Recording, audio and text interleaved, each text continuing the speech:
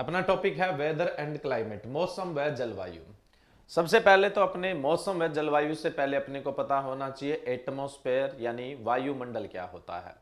नाम ही आसान है, वायुमंडल। वायु का जो मंडल है वो वायुमंडल, एटम स्पेयर यानी एटम का जो स्पेयर है वो क्या कहलाता है, एटमॉस्फेयर। ये तो मैं वर्ड का मीन्स बता रहा हूं।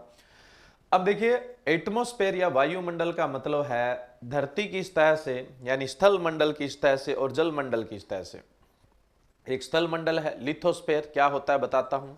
एक जल मंडल है जिसको हम हाइड्रोस्फेयर बोलते हैं, उसकी सतह से लेकर जहां तक गैसों का संगठन फैला हुआ है, गैसेज कंपोजिशन आपको देखने को मिलता है, गैसों का संगठन देखने को मिलता है, उसको अपने क्या बोलते हैं, वायुमंडल बोलते हैं। सोचिए कि ये क्या है, अपने सरफेस है। इस सरफेस से लेकर जहां तक गैसों का संगठन फैला हुआ है, चाहे वो डेंस है चाहे वो क्या है, थिन है, यानी चाहे वो बहुत ज्यादा सघन गैसें हैं चाहे विरल है, लेकिन जहां तक आपको गैसेस देखने को मिलेगी वो क्या कहलाएगा, वायुमंडल। यानी जहां तक आपको वायु देखने को मिलेगी वो क्या कहलाएगा, वायुमंडल। देखिए, वाटर बॉडी जो होती है, जलाशय जो होता है वो होता है हाइड्रोस्फेयर, यानी पानी का जो समूह है वो क्या कहलाता है, हाइड्रोस्फेयर कहलाता है।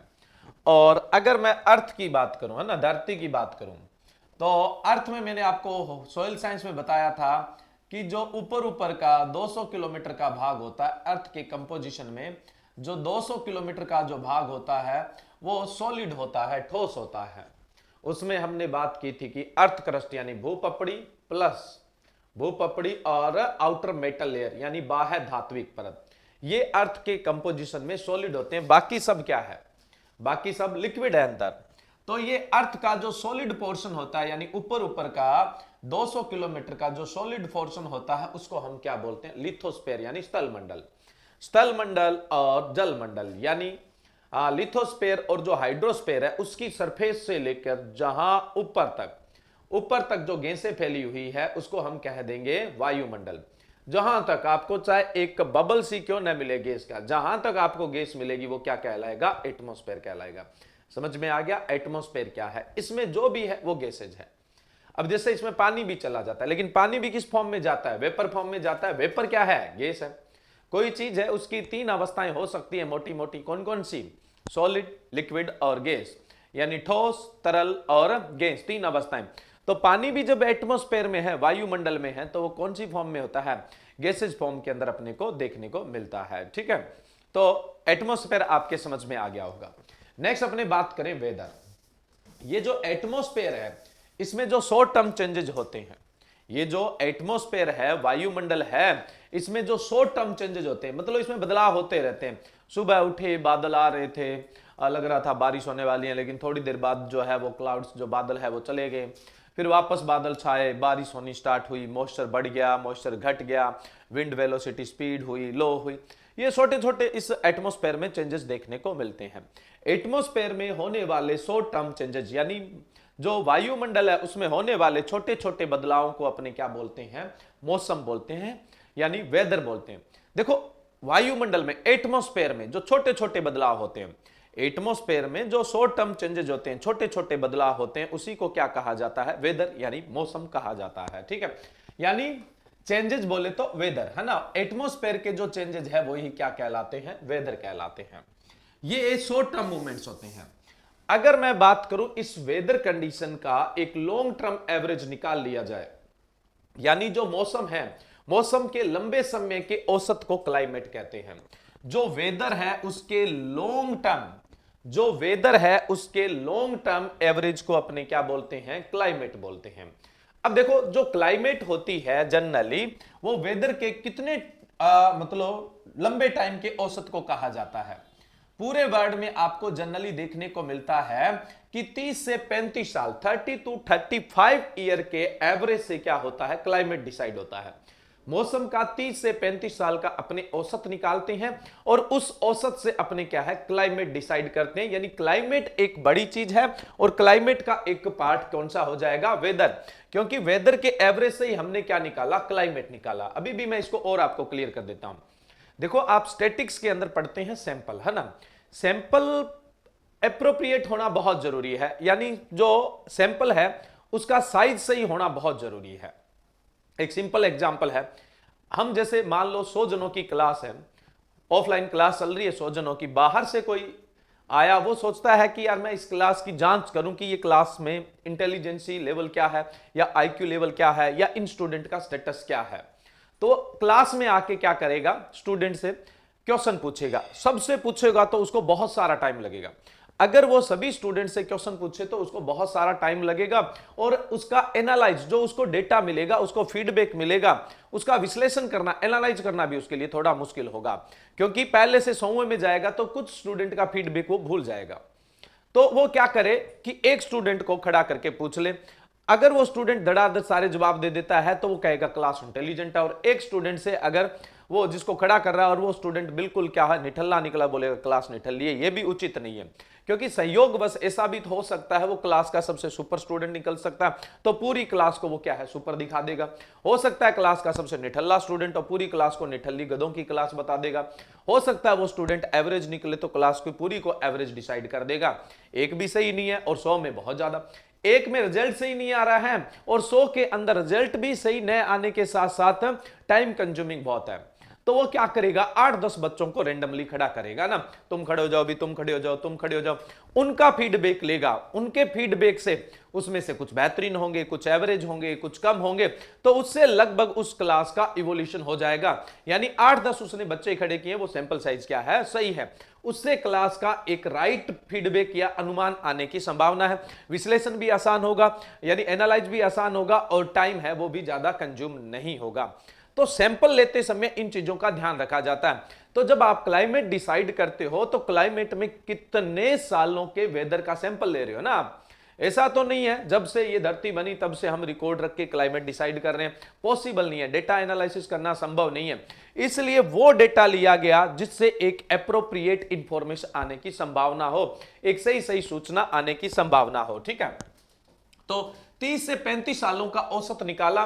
30 से 35 साल में क्या है क्लाइमेट में कोई बड़ा चेंज जाता नहीं, कोई हल्का फुल्का चेंज जाता है। अगर हम इससे ज्यादा ईयर ले लेते तो क्लाइमेट में चेंज आ जाता, और इससे कम टाइम ले लेते तो हमें क्या है प्रॉपर इंफॉर्मेशन नहीं मिलती, यानी हमारे पास डेटा की कुछ न कुछ कमी रह जाती। इसलिए क्लाइमेट यानी जलवायु निर्धारित करने के लिए कितने सालों का औसत सबसे बेहतरीन होता है, 30 से 35 साल। जैसे इंडिया में ज्यादातर 31 ईयर को प्रेफर किया जाता है। कितने ईयर को प्रेफर किया जाता है? 31 ईयर को प्रेफर किया जाता है। अब क्या है, हर साल के हर दिन के जो डेटा है वेदर संबंधी, मौसम संबंधी, वो लिए जाते हैं, फिर उनका क्या है एक औसत निकलता है। हर साल के डेटा लिए जाते हैं, फिर क्या है उनके लंबे मतलब 30-31 साल 35 साल का डेटा ले लिया, फिर अपने उसका एवरेज निकालते हैं। उस एवरेज से एक तो सीजन डिसाइड हो जाते हैं, ऋतु डिसाइड हो जाती है, और दूसरा क्या है क्लाइमेट डिसाइड हो जाती है। अब ऋतु क्या होती है या मैं बोलूं सीजन क्या होता है, देखो एक साल का वो पीरियड जिसके अंदर लगभग सिमिलर वेदर्स कंडीशन रहती है, लगभग समान मौसमी घटनाएं रहती है, उसको हम क्या बोल देते हैं सीजन बोल देते हैं। यानी साल का वो पीरियड जिसके अंदर लगभग सेम वेदर्स कंडीशन रहती है उसको हम क्या बोल देते हैं सीजन बोल देते हैं। जैसे मैं बात करूं मार्च अप्रैल मई, अब इन टाइम में क्या है ऑलमोस्ट हाई टेम्परेचर रहेगा और लो मॉइस्चर रहेगा, यानी अधिक तापमान रहेगा और कम नमी रहने के चांसेस रहते हैं। तो ये कौन सा सीजन हो गया, ये सीजन हो गया आपका समर सीजन। फिर जून जुलाई अगस्त सितंबर है ना, यहां रेनफॉल देखने को मिलता है, मतलब बारिश देखने को मिलती है, हाई मॉइस्चर कंटेंट यानी अधिक आर्द्रता देखने को मिलती है, और उसके अलावा अगर हम बात करें तो बहुत ज्यादा लो टेम्परेचर नहीं होता है, बहुत ज्यादा हाई टेम्परेचर नहीं होता है। तो ये कौन सा सीजन हो जाता है रेनी सीजन। फिर अक्टूबर के बाद नवंबर दिसंबर जनवरी फरवरी, यहां पे आपको लो टेम्परेचर देखने को मिलता है, रेनफॉल नहीं देखने को मिलता है, यानी बहुत ही कम देखने को मिलता है। लो टेम्परेचर यानी कम तापमान देखने को मिलता है, जिसको हम क्या बोल देते हैं विंटर सीजन बोल देते हैं।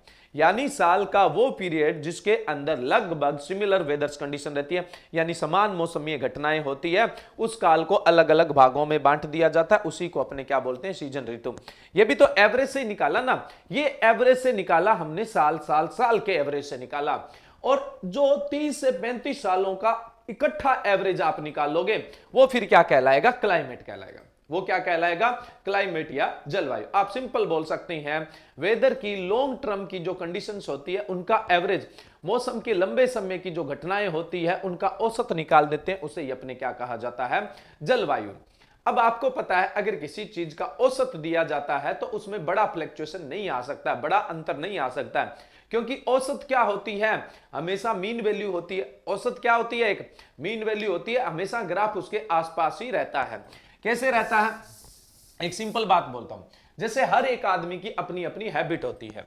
मान लो किसी आदमी की बाइक चलाने की जो स्पीड है वो 50 किलोमीटर प्रति घंटा है, वो हमेशा ही 50 किलोमीटर प्रति घंटा ही क्या है, बाइक चलाता है, ठीक है। अब 50 किलोमीटर प्रति घंटा बाइक चलाता है, 1 साल 2 साल 4 साल उसकी हैबिट है वो, लेकिन किसी दिन उसको जल्दबाजी थी, उसने क्या किया, वो जल्दबाजी साल में 1-2 बार होती है, उस दिन उसने 70 किलोमीटर चलाई। लेकिन हम पिछले 4 साल से हर दिन का 50 से योग करके एवरेज निकाल रहे हैं, तो उसकी एवरेज लगभग 50। अब उस 4 साल की स्पीड में कोई 10 दिन 70 किलोमीटर वाले आगे, तो औसत में कितना डिफरेंस आएगा, 0.000 समथिंग के पास डिफरेंस आ पाएगा, क्योंकि ये एवरेज और बहुत लंबे समय का एवरेज है। तो हमने जब क्लाइमेट डिसाइड कर दी तो उसमें कोई चेंजेस आने की संभावना नहीं होती है, बस छोटे छोटे कोई हल्के फुल्के चेंज होते हैं जो एवरेज पे ज्यादा फर्क नहीं डालते हैं, क्योंकि हमने सैंपल इतना लिया है ना।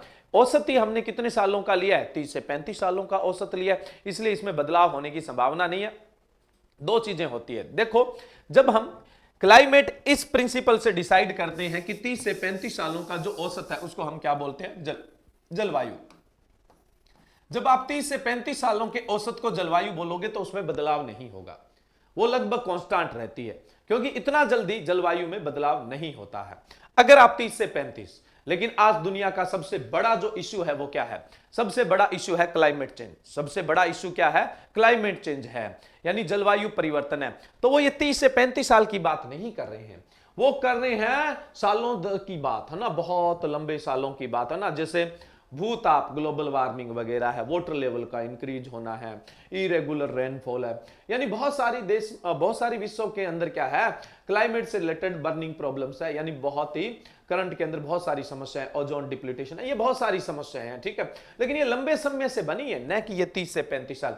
जब आप 30 से 35 साल को दिमाग में रखकर क्लाइमेट बोलते हो तो वो चेंजेबल नहीं है। इसलिए एग्रीकल्चर वाले बच्चे विशेष तौर पे बोल देते हैं कि जलवायु होती है वो अपरिवर्तनशील है, जब 30 से 35 साल की बात की जाए।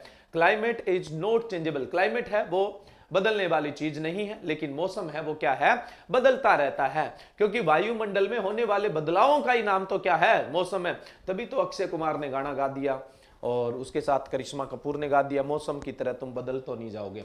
तो वेदर तो क्या है, बदलता रहता है, उनको भी पता है, और अपने तो रह रहे साइंस के स्टूडेंट, वो पता नहीं काहे के हैं, तो हमें भी पता है कि मौसम है वो बदलता है।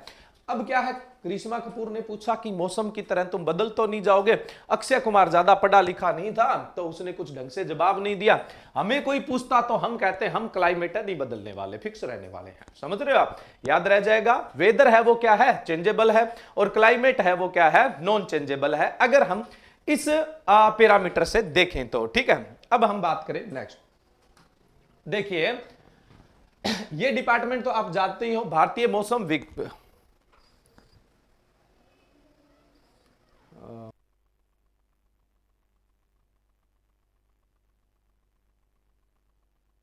देखो ये है अपना इंडियन मेट्रोलॉजी डिपार्टमेंट, है ना, आईएमडी, जानते होंगे आप अच्छी तरह, इंडियन मेट्रोलॉजी डिपार्टमेंट, भारतीय मौसम विभाग, है ना। इंडियन मेट्रोलॉजी डिपार्टमेंट की पहले अपने हिस्ट्री की देखो, पहले अपने जो भी बेसिक चीजें हैं वो क्लियर करते हैं, जो भी बेसिक चीजें हैं सबसे पहले वो क्लियर करते हैं, उसके बाद हम एटमॉस्फेयर में चलेंगे, फिर वेदर में चलेंगे, फिर क्लाइमेट में चलेंगे, फिर क्लाइमेटोलॉजी में चलेंगे, फिर एग्रो क्लाइमेटोलॉजी में चलेंगे, फिर मेट्रोलॉजी में, फिर एग्रोमेट्रोलॉजी में चलेंगे, ठीक है। देखिए अगर मैं बात करूं आईएमडी, इंडियन मेट्रोलॉजी डिपार्टमेंट, भारतीय मौसम विभाग की, है ना, भारतीय मौसम विभाग की बात करें तो देखो क्या होता है कि अगर हम बात करें वेस्ट बंगाल की, कोलकाता की, वहां 1864 के अंदर एक साइक्लोन आता है और बहुत सारा नुकसान कर जाता है।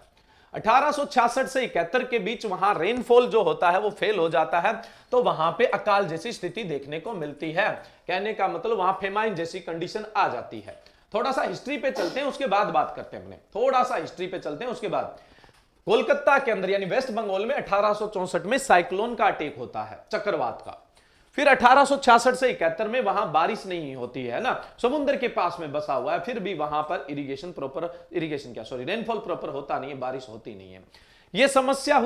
ये समस्या हुई तो लगा कि कुछ ना कुछ ऐसा होना चाहिए जो वेदर एनालाइज कर दे, वेदर की फोरकास्टिंग यानी मौसम की भविष्यवाणी करे, मौसम का विश्लेषण करे, तो आने वाली समस्याओं से बचा जा सकता है। आजकल क्या है, आप सुनते हैं कि 3 दिन बाद हो सकता है साइक्लोन आने वाला है, गवर्नमेंट उसमें क्या है अलर्ट जारी करती है भी आपको घरों से नहीं निकलना है। तो आप सोचो कितने जान माल की हानि बच जाती है, लोगों की जान जाने से बच जाती है। लोग अपने पशुओं की केयर कर लेते हैं, खुद की केयर कर लेते हैं, अपने फसल की केयर कर लेते हैं।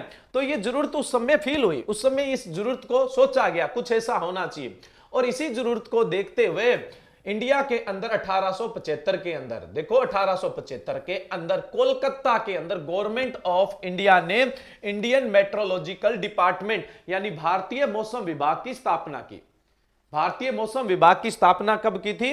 1875 के अंदर की थी, ठीक है। और इसका काम था वेदर संबंधी सूचनाएं प्रदान करना, वेदर संबंधी भविष्यवाणी करना, इन सब चीजों के उद्देश्य से क्या है इसको बनाया गया, ठीक है। और ये सेंट्रल अथॉरिटी यानी जो केंद्र सरकार थी उसके द्वारा, उस समय अंग्रेजों का संचालन था, तो जो सेंट्रल अथॉरिटी है वो इसको क्या करती ही, रन करती, आज भी करती है। उसके बाद थोड़ी सी और हिस्ट्री में जाएं, देखो हमारे राजस्थान में एग्रीकल्चर सुपरवाइजर का एग्जाम हुआ, उसके अंदर क्वेश्चन आया था एक कि इंडियन मेट्रोलॉजी डिपार्टमेंट की स्थापना कहां पे हुई, स्थापना कहां पे हुई। अब क्या है, इंडियन मेट्रोलॉजी डिपार्टमेंट कई लोगों ने पढ़ा है कि पुणे में, पहले पुणे में था, आजकल मौसम भवन नई दिल्ली में, 8% स्टेटस की बात करते हैं वर्तमान की अगर बात करें तो लोग कई पुणे ठोक के आगे, कई नई दिल्ली ठोक के आगे। लेकिन उसने क्वेश्चन क्या पूछा था कि आईएमडी भारतीय मौसम विभाग की स्थापना कहां हुई थी। अब देख लो कहां पे हुई थी, कोलकाता में। कहां हुई थी? कोलकाता। इंडियन मेट्रोलॉजी डिपार्टमेंट 1875 के अंदर कोलकाता के अंदर स्टैब्लिश हुआ था, सीधा पुणे में स्टैब्लिश नहीं हुआ, ध्यान रखिएगा। उसके बाद mister H F Blanford was appointed meteorological reporter to the government of India. सबसे पहले मिस्टर एच एफ ब्लैनफोर्ड को इंडियन जो मेट्रोलॉजी डिपार्टमेंट था उसके अंदर मेट्रोलॉजिकल यानी मौसम संबंधी जो रिपोर्टर होता है वो डिक्लेयर किया गया था। फर्स्ट डायरेक्टर जनरल, इसका जो पहला डीजी था, फर्स्ट डायरेक्टर जनरल था, वो थे श्री जोहन इलियट, यानी अंग्रेजी थे, श्री जोहन इलियट थे, जो क्या है इसके सबसे पहले डीजी थे। और इनको कब अपॉइंट किया गया था? मई 1889। अगर आपसे पूछ ले आईएमडी इंडियन मेट्रोलॉजी डिपार्टमेंट भारतीय मौसम विभाग के प्रथम डीजी कौन थे, तो इसके प्रथम डीजी थे सर जोहन इलियट। इसके प्रथम डीजी कौन थे? सर जोहन इलियट थे, याद रखिएगा। इसके जो फर्स्ट डीजी थे वो कौन थे? सर जोहन इलियट थे। और इनको सबसे पहले कब अपॉइंट किया गया था? मई 1989 के अंदर अपॉइंट किया गया था, ठीक है। कोलकाता के बाद इस आईएमडी को, इंडियन मेट्रोलॉजी डिपार्टमेंट को, शिमला के अंदर, कोलकाता कैसा एरिया है? कोलकाता जो है वो ट्रॉपिकल एरिया है, वहां पे वेल स्टैब्लिश जब लेबोरेटरी तैयार हो गई तब इसको शिफ्ट किया गया शिमला। शिमला टेम्परेट रीजन है, शीतोष्ण जलवायु, कुछ समय वहां रहा, वहां भी बढ़िया इसकी जो मौसम संबंधी प्रयोगशाला है वो बढ़िया मतलब तैयार हो गई। तो शिमला से अब इसको शिफ्ट कर दिया गया पुणे, और पुणे जो है वो ट्रॉपिकल और सब ट्रॉपिकल के बीच की कंडीशंस है। तो वहां पे भी एक बड़ा ढांचा तैयार करने के लिए बहुत लंबे टाइम तक आईएमडी है वो पुणे में बना रहा, पुणे महाराष्ट्र में। और हाल फिलहाल 2018 के अंदर आईएमडी को मौसम भवन नई दिल्ली में स्थापित कर दिया। तो 8% जो आईएमडी है वो कहां पे है? मौसम भवन नई दिल्ली के अंदर है। और सबसे पहले कोलकाता, फिर शिमला, फिर पुणे, और अब कहां पे पहुंच गई? मौसम भवन नई दिल्ली, और अब वहीं पर लगभग स्थायी रहने की संभावना है, ठीक है। तो ये आईएमडी को लेके बात है। आपको क्या याद रखनी है? स्थापना 1875 के अंदर, पहले रिपोर्टर एच एफ ब्लैनफोर्ड थे, पहले डीजी थे वो सर जोहन इलियट थे, जिनको मई 1989 में अपॉइंट किया। सबसे पहले ये कोलकाता में बनी, फिर शिमला में ट्रांसफर हुई, फिर पुणे में हुई, और लास्ट 2018 के अंदर इसे मौसम भवन नई दिल्ली के अंदर स्थापित कर दिया। ऐसा नहीं है कि जहां से इसको उठाया गया वहां सब कुछ खत्म ना, वहां पर मौसम संबंधी जो लेबोरेटरी है वो बिल्कुल चल रही है, ठीक है।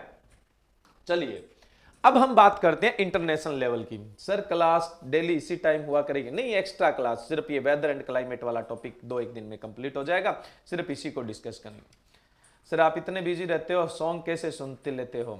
नहीं बिल्कुल सॉन्ग तो सुनते ही है ना, शांति दे देते हैं। विनय प्रताप सर बहुत अच्छा डांस करते हैं। अरे विनय प्रताप तुमने कब देख लिया? चलिए नेक्स्ट है वर्ल्ड मेट्रोलॉजिकल ऑर्गेनाइजेशन। इसके बारे में ज्यादा हिस्ट्री की अपने बात नहीं करेंगे, लेकिन अपने को जितनी बात पता होनी चाहिए उतनी तो एटलीस्ट पता होनी चाहिए। वर्ल्ड मेट्रोलॉजिकल ऑर्गेनाइजेशन, जिसको अपने WMO के नाम से जानते हैं, इसकी स्थापना 23 मार्च 1950 को हुई। वर्ल्ड मेट्रोलॉजिकल ऑर्गेनाइजेशन की स्थापना 23 मार्च 1950 को हुई। 23 मार्च 1950 को हुई, ठीक है। वर्ल्ड मेट्रोलॉजिकल डिपार्टमेंट का आपको ध्यान में रखना है। नेक्स्ट अपने चले, सबसे पहले हम बात करते हैं मेट्रोलॉजी और एग्रोमेट्रोलॉजी में क्या डिफरेंस होता है। मेट्रोलॉजी और एग्रोमेट्रोलॉजी में क्या डिफरेंस होता है? मेट्रोलॉजी मौसम विज्ञान, और मेटेरियोलॉजी का मतलब है मौसम विज्ञान, और एग्रोमेटेरियोलॉजी का मतलब क्या होता है? कृषि मौसम विज्ञान। मेटेरियोलॉजी में किसकी स्टडी की जाती है? वेदर, मौसम और मौसम की भविष्यवाणी की। वेदर एंड वेदर फोरकास्टिंग की जो स्टडी होती है उसको मेटेरियोलॉजी बोलते हैं। क्या बोलते हैं उसको? मेटेरियोलॉजी बोलते हैं। क्लियर है?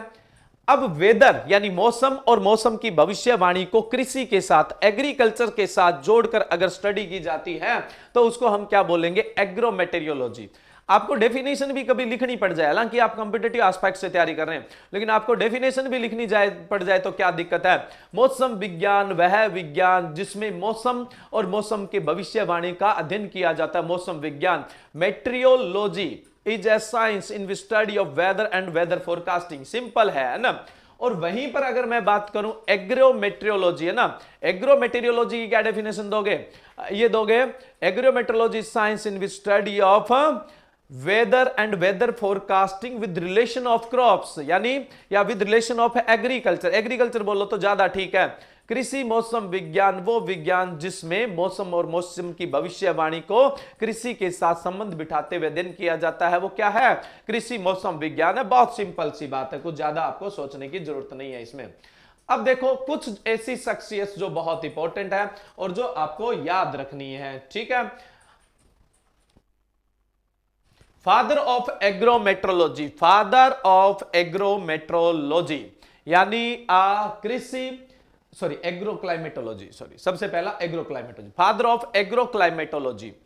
एग्रोक्लाइमेटोलॉजी यानी कृषि जलवायु विज्ञान। कृषि जलवायु विज्ञान के पिता जो है वो है कोपेन। कृषि जलवायु विज्ञान के जो पिता है वो कौन है? कोपेन है। पूरे वैश्विक स्तर पे याद रखने हैं ये, यहां पे मैंने 4 सक्सेस दिए, आगे भी अपने इनका डिस्कस करेंगे, ठीक है। देखो फादर ऑफ एग्रोक्लाइमेटोलॉजी यानी कृषि जलवायु विज्ञान के जनक है कोपेन, और कोपेन वो व्यक्ति थे जिन्होंने पूरे विश्व की जलवायु का वर्गीकरण किया था। और भी कई वैज्ञानिक थे, लेकिन सबसे ज्यादा जो प्रचलित क्लासिफिकेशन है वो कोपेन का चलता है। विश्व की जो जलवायु है उसको क्लासिफाइड किया था इन्होंने, आगे हम लास्ट में डिस्कस करने वाले हैं इसके बारे में भी। तो कोपेन ने जो क्लाइमेट है उसका क्लासिफिकेशन किया, इसलिए इन्हें फादर ऑफ एग्रोक्लाइमेटोलॉजी कहा जाता है। नेक्स्ट है फादर ऑफ इंडियन एग्रोमेट्रोलॉजी, भारतीय कृषि मौसम विज्ञान। Indian agrometeorology L.A. रामदास को कहते हैं। किसको कहते हैं? L.A. रामदास को कहते हैं। और L.A. रामदास का इंडियन मेट्रोलॉजी में अच्छा खासा कंट्रीब्यूशन है। फादर ऑफ इंडियन मेटेरियोलॉजी, सिर्फ मेटेरियोलॉजी, एग्रोमेटेरियोलॉजी नहीं, फादर ऑफ इंडियन एग्रोमेटेरियोलॉजी के तो जनक L.A. रामदास है, यानी कृषि मौसम विज्ञान के जनक L.A. रामदास। खाली भारतीय मौसम विज्ञान के ना इंडियन मेट्रोलॉजी के जो जनक है वो देवराज सीका है। वो कौन है? देवराज सीका है। कर दो स्टार्ट है ना class. Father of Indian metrology है वो है देवराज सीका, भारतीय मौसम विज्ञान के जनक देवराज सीका। और देवराज सीका का भारत में बहुत अच्छा कंट्रीब्यूशन है, इसलिए इन्हें मॉनसून मैन के नाम से भी जाना जाता है। किस नाम से जानते हैं अपने इनको? मॉनसून मैन के नाम से भी जानते हैं। नेक्स्ट है फादर ऑफ एग्रोमेट्रोलॉजी। देखो पहले हमने कहा इंडियन एग्रोमेट्रोलॉजी, भारतीय कृषि मौसम विज्ञान। हम अब बात करें वैश्विक स्तर की।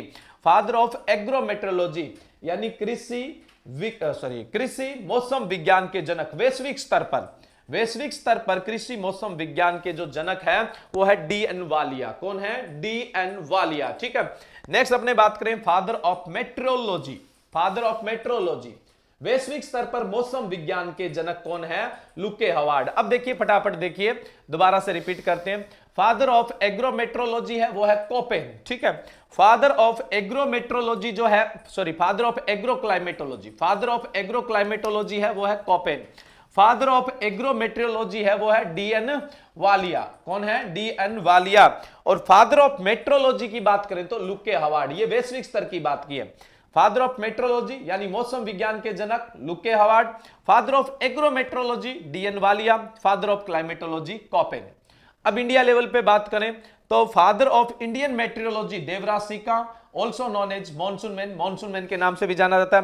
फादर ऑफ इंडियन एग्रोमेट्रोलॉजी कौन है? एल.ए. रामदास है। कौन है? एल.ए. रामदास। ये 5 नाम आपको अच्छे से याद रखने हैं, बहुत बार कंपिटिटिव एग्जाम में आप लोगों से पूछ लिया जाता है। अब हम सबसे पहले बात करते हैं वायुमंडल की, एटमॉस्फेयर की, बट उससे पहले मैं बता देता हूं क्लाइमेटोलॉजी क्या होती है। सिंपल बात है, जिसके अंदर क्लाइमेट से रिलेटेड जितने भी एस्पेक्ट है उनकी जो स्टडी की जाती है उसको हम क्या बोलते हैं? क्लाइमेटोलॉजी। जलवायु विज्ञान, जिसमें जलवायु है, जलवायु के सभी अवयवों का जो अध्ययन किया जाता है उसे हम जलवायु विज्ञान कहते हैं। इसमें मौसम संबंधी अनुकूल घटनाएं, प्रतिकूल घटनाएं, जलवायु संबंधी परिवर्तन, जलवायु संबंधी आने वाली समस्याएं, सब चीजों का अध्ययन किया जाता है, तो वो क्लाइमेटोलॉजी यानी जलवायु विज्ञान है, ठीक है।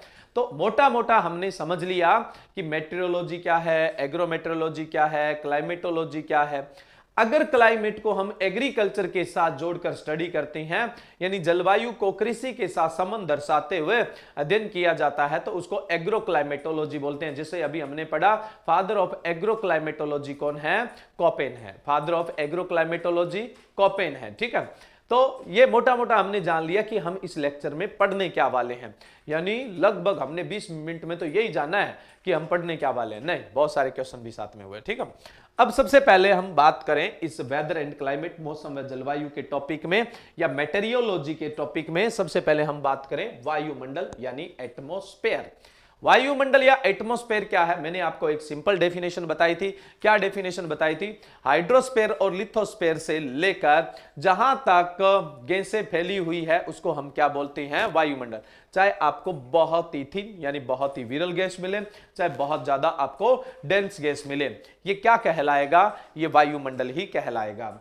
अब देखिए, इस वायुमंडल के अंदर अगर हम गैसों के कंपोजिशन की बात करें, यानी जो एटमॉस्फेयर है उसमें कौन सी गैस कितने परसेंट है, तो सबसे ज्यादा, देखो सबसे पहले तो मैं आपको ये डायग्राम बता देता हूं जो सबसे इंपॉर्टेंट है, उसके बाद हम नेक्स्ट डिस्कस करने वाले हैं। अगर हम वॉल्यूम बेसिस बात करें तो नाइट्रोजन है वो वायुमंडल में 78.08% है, ऑक्सीजन है वो 20.949% है, ऑर्गन है वो 0.93 है और कार्बन डाइऑक्साइड है वो 0.033 है, ठीक है। ये गैसेज है वॉल्यूम बेसिस। अगर हम वेट बेसिस बात करें तो जो नाइट्रोजन है वो 75.527 यानी भार के आधार पे, ये तो आयतन के आधार पे है, ये किसके आधार पे है? आयतन के आधार पे है, और ये किसके आधार पे है? भार के आधार पे है। समझ रहे हो? आयतन कितनी जगह घेरती है और भार वजन टोटल में कितनी हिस्सेदारी है। तो भार के आधार पे बात करें तो नाइट्रोजन की जो हिस्सेदारी है वो 75.5 है, ऑक्सीजन की है वो 23.13 है, वहीं पे अगर मैं ऑर्गन की बात करूं तो 1.28 है, और वहीं पे कार्बन डाइऑक्साइड की बात करें तो मात्र 0.045% है, ठीक है। ये तो है भार के अनुसार भागीदारी, यानी इस वायुमंडल के कुल आयतन में कौन कौन सी गैस का कितना योगदान है। इधर वाला है आयतन के आधार पे, वॉल्यूम के आधार पे, और इधर वाला जो दिया हुआ है वो किस आधार पे दिया हुआ है? भार के आधार पे दिया हुआ है। दोनों ही चीज आपको ध्यान में रखनी है, लेकिन ज्यादातर जो एग्जाम होते हैं उनके अंदर जनरली वॉल्यूम बेसिस पूछे जाने के चांसेस होते हैं, और जहां तक मुझे लगता है आपने भी आज तक सबसे ज्यादा वॉल्यूम यानी आयतन के आधार पर ही इनको याद किया होगा। लेकिन आप बीएससी के स्टूडेंट हैं, एमएससी के स्टूडेंट हैं, तो आपको बाय वेट भी याद रखना चाहिए, वजन के आधार पर भी याद रखना चाहिए, ठीक है। नेक्स्ट देखिए, हम और भी कुछ गैसों की अगर बात करें तो नाइट्रोजन अभी हमने बात की, ऑक्सीजन की हमने बात की, ऑर्गन की हमने बात की, कार्बन डाइऑक्साइड की बात की, किसके आधार पे? आयतन के आधार पे, भार वहां पे। अब नियोन है वो 18 पीसीएम है, हीलियम है वो 5.2 पीपीएम है, मेथेन है वो 1.8 पीपीएम है, क्रिप्टॉन है वो 1.1 ppm है, नाइट्रस ऑक्साइड 0.3 pcm है, हाइड्रोजन 0.5 pcm है, ओजोन है वो 0.01 LB है, और वाटर वोलेटाइल जो है या वाटर वेपर है वो 0 से 4% है। इसकी भी हम बात करते हैं। अभी वाटर वेपर क्या है, देखिए ये कुल है वायुमंडल, और इसमें सबसे ज्यादा आपको मिलेगा नाइट्रोजन, उसके बाद मिलेगा ऑक्सीजन, उसके बाद मिलेगा आर्गन, उसके बाद मिलेगा कार्बन डाइऑक्साइड, ये बची हुई गैसेज है। ठीक है, तो इस वायुमंडल में जो सबसे प्रधान है वो कौन सी है, नाइट्रोजन है। सबसे प्रधान है वो नाइट्रोजन है, बट नाइट्रोजन है वो नॉन रिएक्टिव गैस है। नाइट्रोजन है वो नॉन रिएक्टिव है, मतलब किसी को परेशान नहीं करती है, और इस वायुमंडल में सबसे ज्यादा यही होती है। सर जी अब तो कार्बन डाइऑक्साइड बिल्कुल 0.04 हो गई है, लेकिन हम वो बात करते हैं जो एक स्टैंडर्ड एटमॉस्फेयर में होती है। ये तो जब हम बात करेंगे कि जलवायु परिवर्तन हो रहा है उस समय बोलेंगे कि इतनी थी और इतनी हो गई है, इतनी थी और कार्बन डाइऑक्साइड क्या है, इतनी हो गई। जितेंद्र आप बिल्कुल सही है, आरती डाला। इस समय क्लास, इस समय बहुत सारे स्टूडेंट कॉलेज जाते हैं, है ना, इस वजह से इस टाइम क्लास नहीं। हमें तो ठीक है सुटेबल लगेगा, बट स्टूडेंट बहुत सारे कॉलेज जाते हैं तो उनकी ये प्रॉब्लम रहती है। बाकी मीटिंग बंद कैसे हुई, चल रही मेरे में, तो स्टूडेंट को ये प्रॉब्लम रहती है। इस प्रॉब्लम को देखते हुए रेगुलर क्लास नहीं लेते। आज भी हो सकता है कई बच्चे कॉलेज गए और सुबह सुबह सर हम तो कॉलेज जा रहे हैं, मैंने कहा चलो रिकॉर्ड पढ़ लेना या फिर कैसे भी करके आप व्यवस्था कर लेना 2 दिन की, क्योंकि कुछ स्टूडेंट का कोई एग्ज़ाम था और इस वजह से वो चाह रहे थे कि उनका ये टॉपिक हो जाए, तो मैंने सोचा ये टॉपिक करवा देते हैं। बाकी कॉलेज में गए हैं तो ठीक है, सारे दोस्त मिल के देखो आप, है ना। क्लास नहीं लग रही है तो भी सारे जने देख लो, कहीं ना कहीं किसी ना किसी का तो फायदा हो जाएगा। चलिए, यह है गैसों का कंपोजिशन। अब हम बात करते हैं एटमॉस्फेयर को डिटेल से ना। अब आप आनंद लीजिए एटमॉस्फेयर समझने का। एटमॉस्फेयर से पहले थोड़ा सा मैं बता देता हूं कि अगर हम बात करें धरती और सूर्य के बीच के दूरी की, तो ये जनरली आपको कितनी मानी जाती है, ये एक अनुमान है 150 मिलियन किलोमीटर। धरती और सूर्य के बीच की दूरी कितनी मानी जाती है, 150 मिलियन। कितनी मानी जाती है, 150 मिलियन किलोमीटर मानी जाती है। ये याद रखना है आपको, ठीक है। और जब धरती की उत्पत्ति की बात की जाती है तो धरती की उत्पत्ति की बात में ये अवधारणा है कि धरती जो है वो क्या है, एक सूर्य का ही टुकड़ा था, वो बहुत गर्म था और धीरे धीरे क्या है ये ठंडा हुआ और इस पर क्या है जीवन की उत्पत्ति हुई। वो किसकी बात है, इवोल्यूशन की बात है, यानी विकास की बात है। अभी हम इवोल्यूशन यानी विकासवाद पे नहीं चलने वाले, बस एक मैंने आपको सिंपल आंकड़ा दिया है। अब मोस्ट इंपॉर्टेंट थिंग कि आपको याद रखनी है कि साल में एक ऐसा समय आता है जिस समय धरती और जो सूर्य है वो सबसे नजदीक होते हैं। ये जो दूरी है इस दूरी में सबसे नजदीक होते हैं और वो टाइम होता है 3 जनवरी। कौन सा टाइम होता है वो, 3 जनवरी का टाइम होता है जब धरती और सूर्य के बीच में सबसे कम दूरी होती है। ये होती है 147 मिलियन किलोमीटर। ऐसा नहीं है कि पास में था उछल के आप चले गए, है ना, बहुत दूरी है, लेकिन इस दूरी में से ही क्या है सबसे कम दूरी होती है। इस दूरी में ही क्या है सबसे कम दूरी होती है। वो कब होती है आपको देखने को मिलती है, पूरे साल में धरती और सूर्य के बीच में सबसे कम दूरी आपको देखने को मिलती है 3 जनवरी को देखने को मिलती है। कितनी देखने को मिलती है, 147 मिलियन, 147 मिलियन किलोमीटर देखने को मिलती है। और उसको हम कहते हैं पेरीहीलियंस। क्या बोलते हैं इसको हम, पेरीहीलियंस, यहां लिख देता हूं। और ये बहुत इंपॉर्टेंट है, बहुत सारे एग्जाम में पूछ लिया जाता है। जब धरती और सूर्य के बीच में सबसे कम दूरी होती है तो उसको हम क्या बोलते हैं, पेरीहीलियंस बोलते हैं। क्या बोलेंगे, पेरीहीलियंस बोलेंगे, ठीक है। अब देखिए नेक्स्ट अपने बात करें, धरती और सूर्य के बीच में जब सबसे ज्यादा दूरी होती है वो आपको देखने को मिलती है जुलाई में 152 मिलियन किलोमीटर। कितनी देखने को मिलती है, 152 किलोमीटर, 152 मिलियन किलोमीटर, जिसको हम क्या बोलते हैं, एफेलियन बोलते हैं। क्या बोलते हैं जिसको हम, एफेलियन। जब सबसे ज्यादा दूरी होती है उसको एफेलियन बोलते हैं और जो सबसे कम दूरी होती है उसको पेरीहीलियन कहते हैं।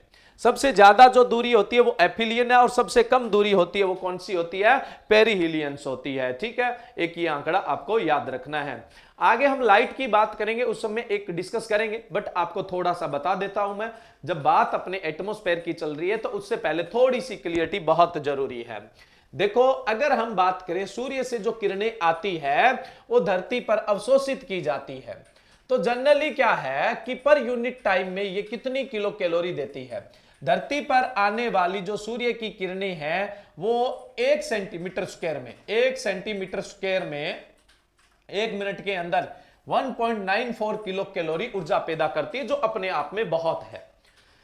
1 स्क्वायर किलोमीटर यानी स्क्वायर किलोमीटर नहीं, sorry, square centimetre, 1 square centimetre यानी 1 वर्ग सेंटीमीटर में, 1 वर्ग सेंटीमीटर के अंदर 1 मिनट में सूर्य से आने वाली किरणों से 1.9 किलो कैलोरी ऊर्जा उत्पन्न होती है। 1.9 किलो कैलोरी सिर्फ 1 सेंटीमीटर एरिया में, यानी 1 वर्ग सेंटीमीटर एरिया में, जिसको हम 1.94 लोंगली पर मिनट भी बोल सकते हैं।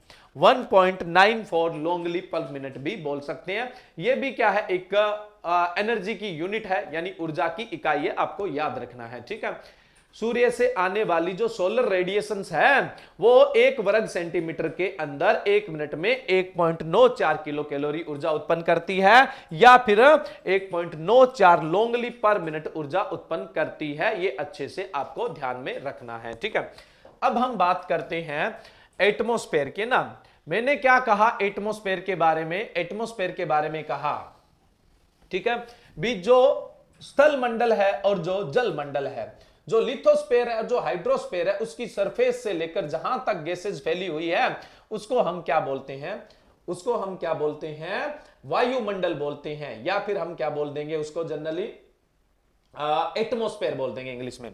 अब क्या है, अपने इसको बोर्ड पे पढ़ेंगे तो ज्यादा मजा आएगा। अगर अपने इसको बोर्ड में पढ़ेंगे तो क्या है, ज्यादा मजा आएगा। कल अपन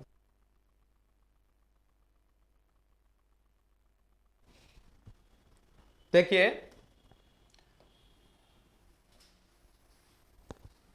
ये धरती की सतह बना दी अपने, ये क्या है, धरती की सतह है वो अपने बना दी। ठीक है, अब देखिए ये है 0 किलोमीटर। जैसे जैसे ऊंचाई बढ़ेगी वैसे वैसे क्या है, गैसों का जो डेंसिटी है वो कम होता जाएगा, गैसों की सघनता कम हो जाएगी। इसके पीछे रीजन क्या काम करेगा, ग्रेविटेशनल फोर्स। कौन सा रीजन काम करेगा, ग्रेविटेशनल फोर्स। इस बात से आपको यह समझ जाना चाहिए, इस बात से आपको यह समझ जाना चाहिए कि धरती के पास गैसों की सघनता सबसे ज्यादा होती है। कारण क्या है, कारण है ग्रेविटेशनल फोर्स यानी गुरुत्वाकर्षण। धरती के पास गैसों का सघनता यानी जो गैसेज है उनकी डेंसिटी हमेशा ही क्या होती है, ज्यादा। गैसों की जितनी सघनता होगी उतना ही गैसों का दबाव होगा, और इसी दबाव को एटमॉस्फेरिक प्रेशर बोलते हैं।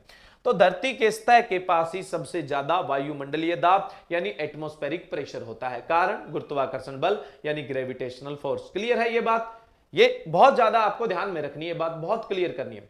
आगे जब वेदर पढ़ोगे तो यही चीजें अपने काम आने वाली है। यहां से आप कॉन्सेप्ट क्लियर, मैं आपको एटमॉस्फेयर क्यों पढ़ा रहा हूं, ताकि वेदर आपके लिए आसान हो जाए। वेदर क्यों पढ़ा रहा हूं, ताकि आपको जो क्लाइमेट है वो आपके लिए आसान हो जाए। तो 1 बाय 1 पॉइंट पे अपने को चलना होगा, सीधा आप छलांग नहीं लगा सकते हैं। ठीक है, तो धरती की सतह के पास क्या होता है, सबसे ज्यादा गैसेज की डेंसिटी देखने को मिलती है। क्लियर है। अब देखिए ये जो वायुमंडल है ये 0 किलोमीटर से लेकर, हो सकता है कि इसके बबल्स है वो आपको 1600 किलोमीटर तक भी देखने को मिल जाए। इसके जो बबल्स है वो आपको कितने किलोमीटर तक देखने को मिल जाए, 1600। कुछ मतलब बहुत ही विरल गैस है, कोई बबल्स है जो वो आपको देखने को मिल जाए। लेकिन आप यहां पे शौक मत होइए ना, ये चीज भी ध्यान में रखनी है आपको। जनरली 600 किलोमीटर के बाद, जनरली 600 किलोमीटर के बाद ग्रेविटेशनल फोर्स होता है वो 0 हो जाता है, यानी 600 किलोमीटर के बाद है वो स्पेस होता है, यानी अंतरिक्ष होता है। 600 किलोमीटर के बाद आपको क्या देखने को मिलेगा, अंतरिक्ष देखने को मिलेगा। और 600 किलोमीटर के बाद कोई गैसेज का बबल ऊपर निकल गया है तो वो उस पर ग्रेविटेशनल फोर्स लग नहीं रहा है, वो नीचे नहीं आ रहा है, वो गैसेज का बबल नीचे नहीं आने वाला, लेकिन फिर भी आपको गैसेज के बबल है वो 1600 किलोमीटर तक देखने को मिल सकते हैं। और जहां तक गैसेज का एक अंश भी देखने को मिल जाए, एक छोटा सा उसका पार्ट भी देखने को मिल जाए, तो अपने उसको एटमॉस्फेयर ही बोला जाता है। इस एटमॉस्फेयर को ढंग से पढ़ने के लिए, मजेदार तरीके से पढ़ने के लिए और अच्छी तरह से क्लियरिफाई करने के लिए कुछ साइंटिस्ट ने इसको 4 भागों में बांटा और कुछ साइंटिस्ट ने है इसको 5 भागों में बांट दिया। हम 4 की भी बात कर लेंगे और 5 की भी बात कर लेंगे, दिक्कत किसी में नहीं आने देंगे। धरती के पास में जो भाग बांटा उसको इन्होंने बोल दिया, क्या बोल दिया? ट्रोपोस्फेयर, यानी शोभ मंडल बोल दिया। क्या बोल दिया? ट्रोपोस्फेयर। अब देखो शोभ मंडल जो है, कौन सा? शोभ मंडल जो है, ट्रोपोस्फेयर जो है, ट्रोपोस्फेयर या शोभ मंडल,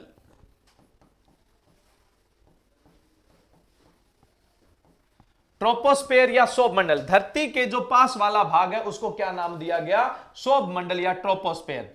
अब देखो इसको, ट्रोपोस्फेयर को मतलब धरती के पास में रखा, इसका आधार क्या था, इसका बेस क्या था? धरती के जो पास वाला भाग है वो कौन सा है? ट्रोपोस्फेयर। धरती के पास में देखो, वायुमंडल को ढंग से समझने के लिए हमने क्या कर दिया? अलग अलग मंडल के अंदर बांट दिया, यानी अलग अलग स्पेयर के अंदर बांट दिया। जो धरती है उसके पास वाला भाग कौन सा है? ट्रोपोस्फेयर, शोभ मंडल। शोभ मंडल का बंटवारा करने का जो आधार था वो था मौसम संबंधी घटनाएं। जहां तक मौसम संबंधी घटनाएं होती है उसको बोला जाता है ट्रोपोस्फेयर, शोभ मंडल। याद रखिएगा, बहुत इंपॉर्टेंट है। जहां तक मौसम संबंधी घटनाएं होती है, यानी मौसम संबंधी जहां तक आपको बदलाव देखने को मिलेगा वो ही शोभ मंडल है। जहां से मौसम संबंधी बदलाव खत्म हो जाएंगे, मौसम संबंधी घटनाएं जो है वो खत्म हो जाएगी, यानी जहां वायुमंडल में परिवर्तन खत्म हो जाएगा उसको हम शोभ मंडल नहीं बोलेंगे। यानी जहां तक मौसम संबंधी घटनाएं होती है, जहां तक वेदर रिलेटेड चेंजेस होते हैं वही शोभ मंडल। जहां वेदर रिलेटेड चेंजेस खत्म वहां शोभ मंडल खत्म। और आपको ही पता है सबसे ज्यादा ऊंचाई पर होने वाली घटना बादलों का बनना होता है। जहां तक बादल बनते हैं वो ही क्या कहलाता है? शोभ मंडल कहलाता है। शोभ मंडल की जो ऊंचाई है वो 0 से लेकर कहीं पर 8 किलोमीटर हो सकती है और कहीं पर 9, 10, 11, 12, यानी अधिकतम कितनी देखने को मिलती है? 8 से 16 किलोमीटर तक देखने को मिलती है। 0 से 8 भी हो सकता है, 9 भी हो सकता है, 10 भी हो सकता है। अगर हम ऑन एन एवरेज बात करें तो कितनी ऊंचाई है इसकी? Average 12 kilometre. लेकिन अब इसको और ढंग से समझना है तो देखिए क्या तरीका है। ये धरती है और इसके बीच से जो एक काल्पनिक रेखा है उसको हम इक्वेटर बोलते हैं, यानी भूमध्य रेखा। कौन सी रेखा बोलेंगे? भूमध्य रेखा। आप लोगों ने सुना है कि भूमध्य रेखा पर सूर्य की किरणें सीधी पड़ती है, यानी यहां पर जो लाइट है वो डायरेक्ट गिरती है, जिसकी वजह से यहां पे टेम्परेचर ज्यादा होता है। जैसे जैसे आप पोलर ध्रुवों की तरफ जाते हैं, उत्तरी ध्रुव और दक्षिणी ध्रुव की तरफ जाते हैं, जो रेडिएशन होती है वो स्लांटिंग होके गिरती है, तिरछी होके गिरती है। इस वजह से तापमान कम होता है और सबसे कम तापमान जो होता है वो कहां पर होता है? पोलर रीजन पे होता है। सबसे कम तापमान कहां पे होता है? पोलर। देखो अगर आपको कॉन्सेप्ट क्लियर करना है तो मेरे साथ आपको ये टॉपिक थोड़ा लंबा लेके चलना पड़ेगा, और आपको रटना है तो रटने के लिए नोट्स भी बहुत है। तो देखिए पोलर रीजन पे अगर हम बात करें तो सबसे कम टेम्परेचर होता है, क्योंकि सूर्य की किरणें हैं वहां पर बहुत तिरछी पड़ती है। अब मैं आपको एक बहुत ही इंपॉर्टेंट कॉन्सेप्ट बताने वाला हूं। जैसे जैसे तापमान बढ़ता है वैसे वैसे क्या होता है? गैसेज का वॉल्यूम बढ़ता है, गैसों का आयतन बढ़ता है। पानी को गर्म करोगे तो उसका भी वॉल्यूम बढ़ता है और वो किसमें? जल वाष्प में बदल जाता है। वॉल्यूम बढ़ता है, चीज उतनी है, भार उतना ही है उसका, लेकिन उसी भार का आयतन बढ़ जाता है। पहले 1 किलो इतने भाग में था, अब 1 किलो इतने भाग में हो गया। अब जाहिर सी बात है वेट वही है, वॉल्यूम बढ़ता है तो वो हल्की होती जाती है और ऊपर उठती जाती है। ध्यान रहिए गर्मियों के अंदर वायुमंडलीय दाब कम होता है, क्योंकि गैसें क्या है? गर्म है, विरल है और फैल जाती है। गर्मियों के अंदर वायुमंडलीय दाब कम होता है, गर्मियों में वायुमंडलीय दाब कम होता है। सर्दियों में जैसे जैसे तापमान घटेगा वैसे वैसे क्या है? गैसें सिकुड़ेगी, यानी उनका वॉल्यूम घटेगा। वजन वो का वही, लेकिन वॉल्यूम घटेगा, वायु दाब बढ़ेगा। जैसे जैसे सर्दी बढ़ती है वैसे वैसे वायु दाब बढ़ता है। आप सपोज करो कि एक समय था जहां पर गैसें यहां तक फैली हुई थी और वो समय था सर्दी। अब जैसे ही गर्मी पड़ी तो यही गैसें ऊपर तक फैल जाएगी। गैसें वही है, कुछ और नहीं है, गैसें वो की वही है, लेकिन ये ऊपर तक फैल जाती है। आपने सुना होगा आजकल ट्यूबलेस टायर आते हैं, पहले ट्यूब वाले टायर में कई बार प्रॉब्लम होती थी, गर्मियों में फट जाते थे। पता लग गया होगा क्यों फट जाते थे, बहुत सारे प्रिंसिपल एक साथ काम करते हैं। तो क्या होता है कि जो इक्वेटर है, भूमध्य रेखा, यहां पे तापमान ज्यादा है, गैसें ज्यादा ऊंचाई तक होगी। और वही गैसें अगर हम ध्रुवों पे बात करें तो वो क्या होगी, कम ऊंचाई पे होगी। तो सबसे कम सौभ मंडल की ऊंचाई, जो गैसों की ऊंचाई, जो मौसम संबंधी बदलाव इक्वेटर पे, भूमध्य रेखा पे 16 किलोमीटर पे होते हैं, वो ध्रुवों पे आपको कितने किलोमीटर पे मिल जाते हैं, सिर्फ 8 किलोमीटर पे। कितने किलोमीटर पे मिल जाते हैं, सिर्फ और सिर्फ 8 किलोमीटर पे ही वो बदलाव आपको मिल जाते हैं। ठीक है, तो ध्रुवों पर, पोलर रीजन पे जो सौभ मंडल है उसकी ऊंचाई 8 किलोमीटर होती है। जैसे जैसे पोलर से इक्वेटर की तरफ बढ़ोगे, तापमान बढ़ेगा, वैसे वैसे सौभ मंडल की ऊंचाई बढ़ती जाएगी। और सौभ मंडल की भूमध्य रेखा पर कितनी ऊंचाई होती है, 16। हम वो लोग हैं जो भूमध्य रेखा के पास वास करने वाले लोग हैं, और हमारे यहां सौभ मंडल की ऊंचाई है वो कितनी है, 16 किलोमीटर। हमारे जो यहां सौभ मंडल की ऊंचाई है वो कितनी है, 16 किलोमीटर। बताओ कॉन्सेप्ट समझ में आया या नहीं आया, बताओ भी, कॉन्सेप्ट समझ में आया या नहीं आया।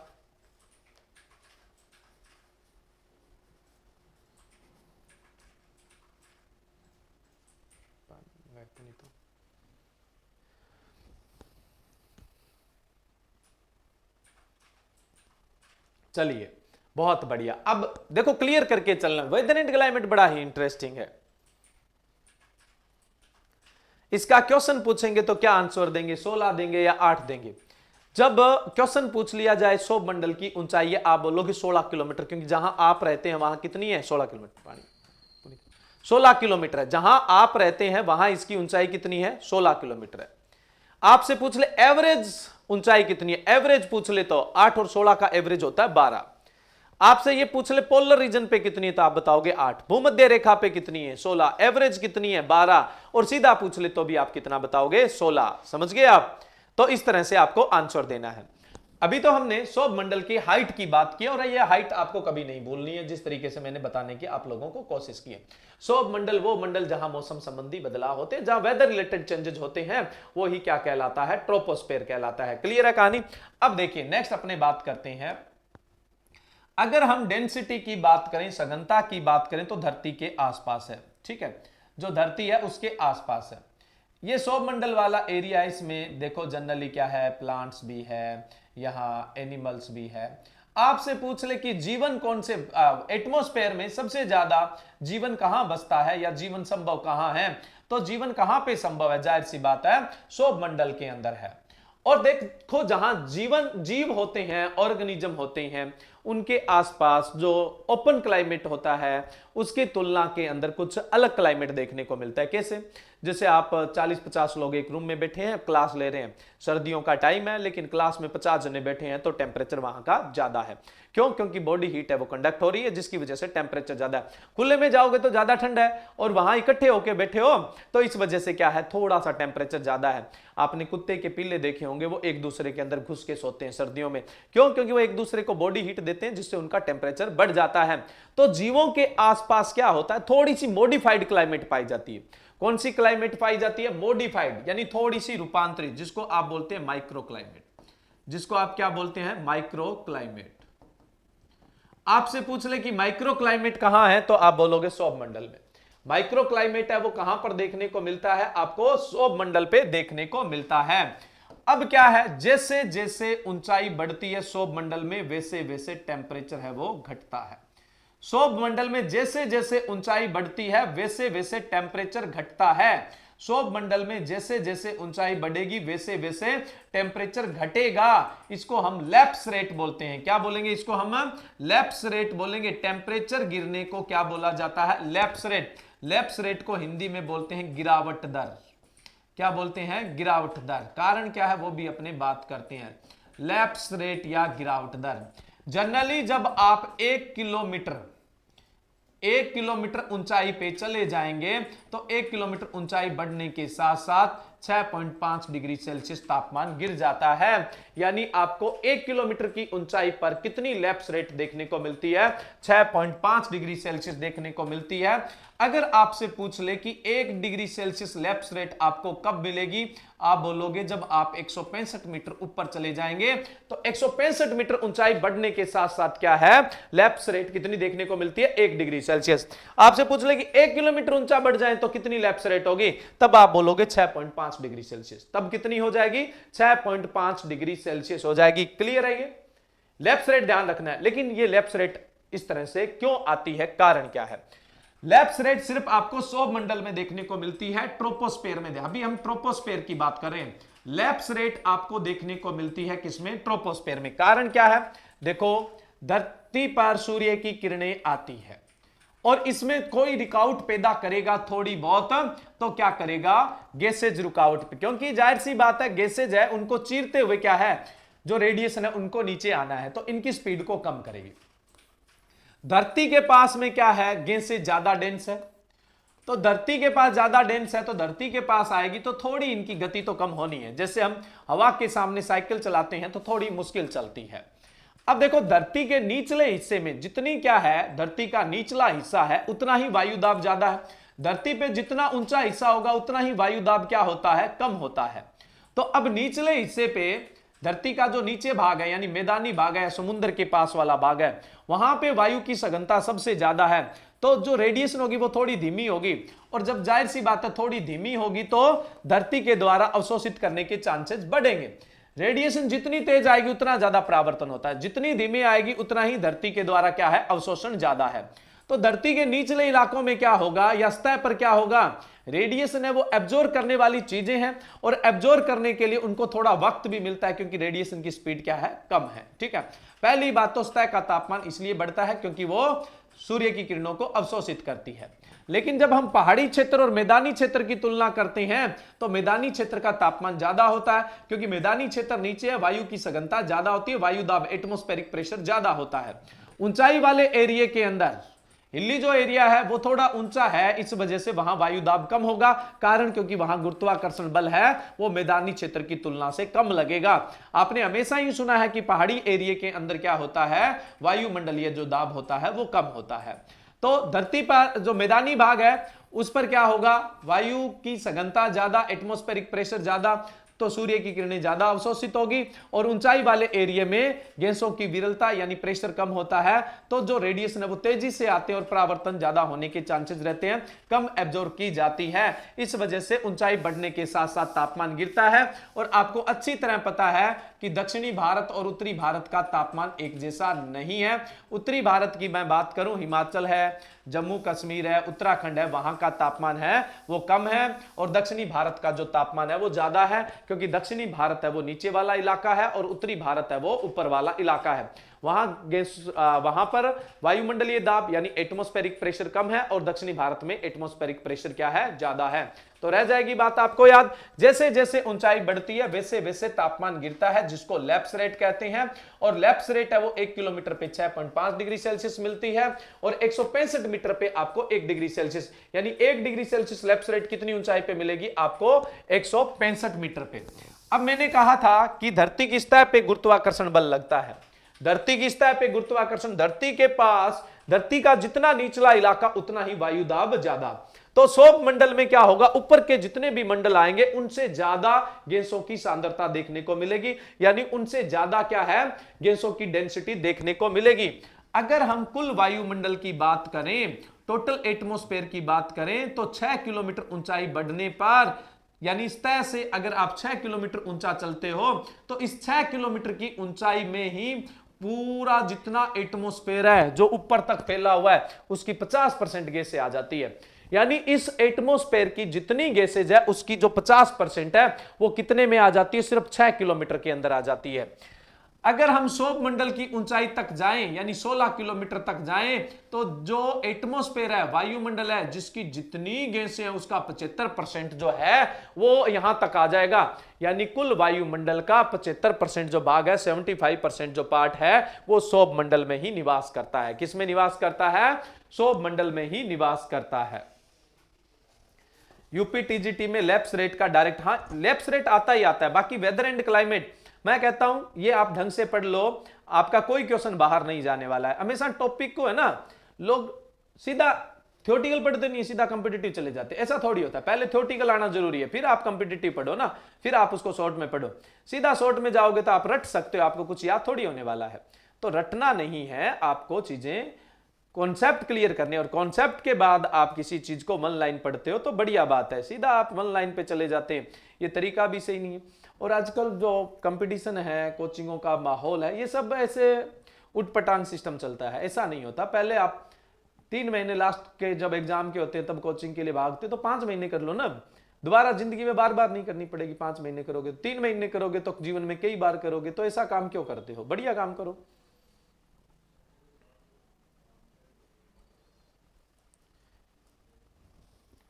कई बार स्टूडेंट बोलते हैं जी सिलेक्शन तो वन लाइनर या ऑब्जेक्टिव पढ़ने से होता है ना जी, जब तक आपका बेसिक नहीं है तब तक ऑब्जेक्टिव आपका कुछ नहीं कर सकता। हो गया अपना ट्रोपोस्फेयर, सोप मंडल हो गया।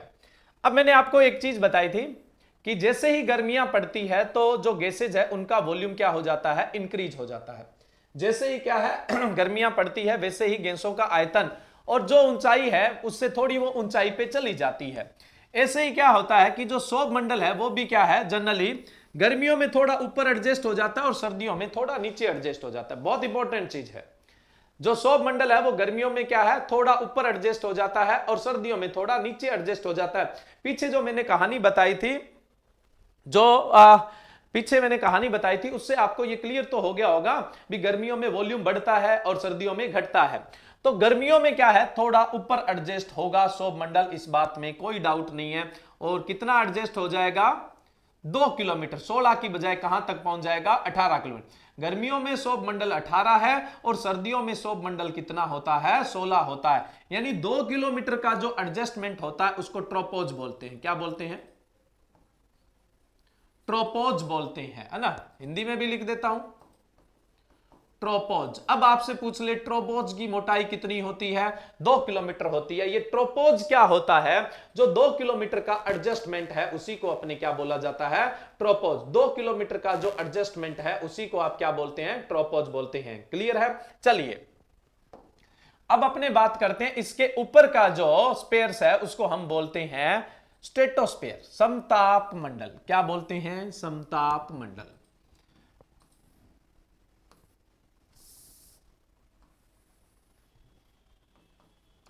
समताप मंडल।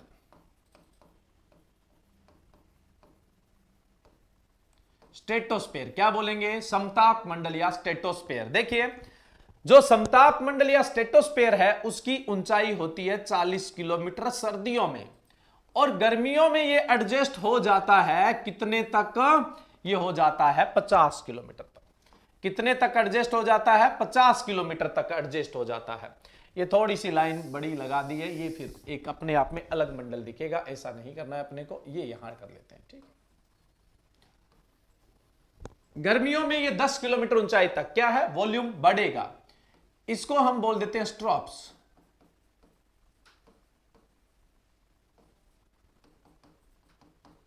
इसको हम क्या बोलेंगे, स्ट्रोप्स। स्ट्रोप्स कितने का होता है, 10 किलोमीटर का। यानी जो स्ट्रेटोस्फेयर है, समताप मंडल है, वो कितना एडजस्ट होता है, 10 किलोमीटर तक एडजस्ट होता है। अब देखो सौर मंडल और समताप मंडल में डिफरेंस क्या है। मौसम संबंधी बदलाव वो सौर मंडल, और जहां मौसम संबंधी बदलाव नहीं वो कौन सा है, समताप मंडल। समताप मंडल में आप जाते हो तो एक बार थोड़ा सा टेम्परेचर बढ़ के कांस्टेंट हो जाता है। एक बार जो टेम्परेचर है वो थोड़ा सा बढ़ के कांस्टेंट हो जाता है। सौर मंडल में माइनस में, क्योंकि इंडिया में बहुत सारे ऐसे इलाके हैं जहां माइनस है और धरती पे ऐसे बहुत सारे इलाके हैं जहां माइनस है, जैसे ध्रुवीय प्रदेश है ना। तो यहां एक बार टेम्परेचर बढ़ता है, उस टेम्परेचर बढ़ने का कारण क्या है वो भी बताएंगे। और समताप मंडल में जो तापमान होता है वो -3 डिग्री सेल्सियस से लेकर -7 डिग्री सेल्सियस तक आपको देखने को मिल जाता है।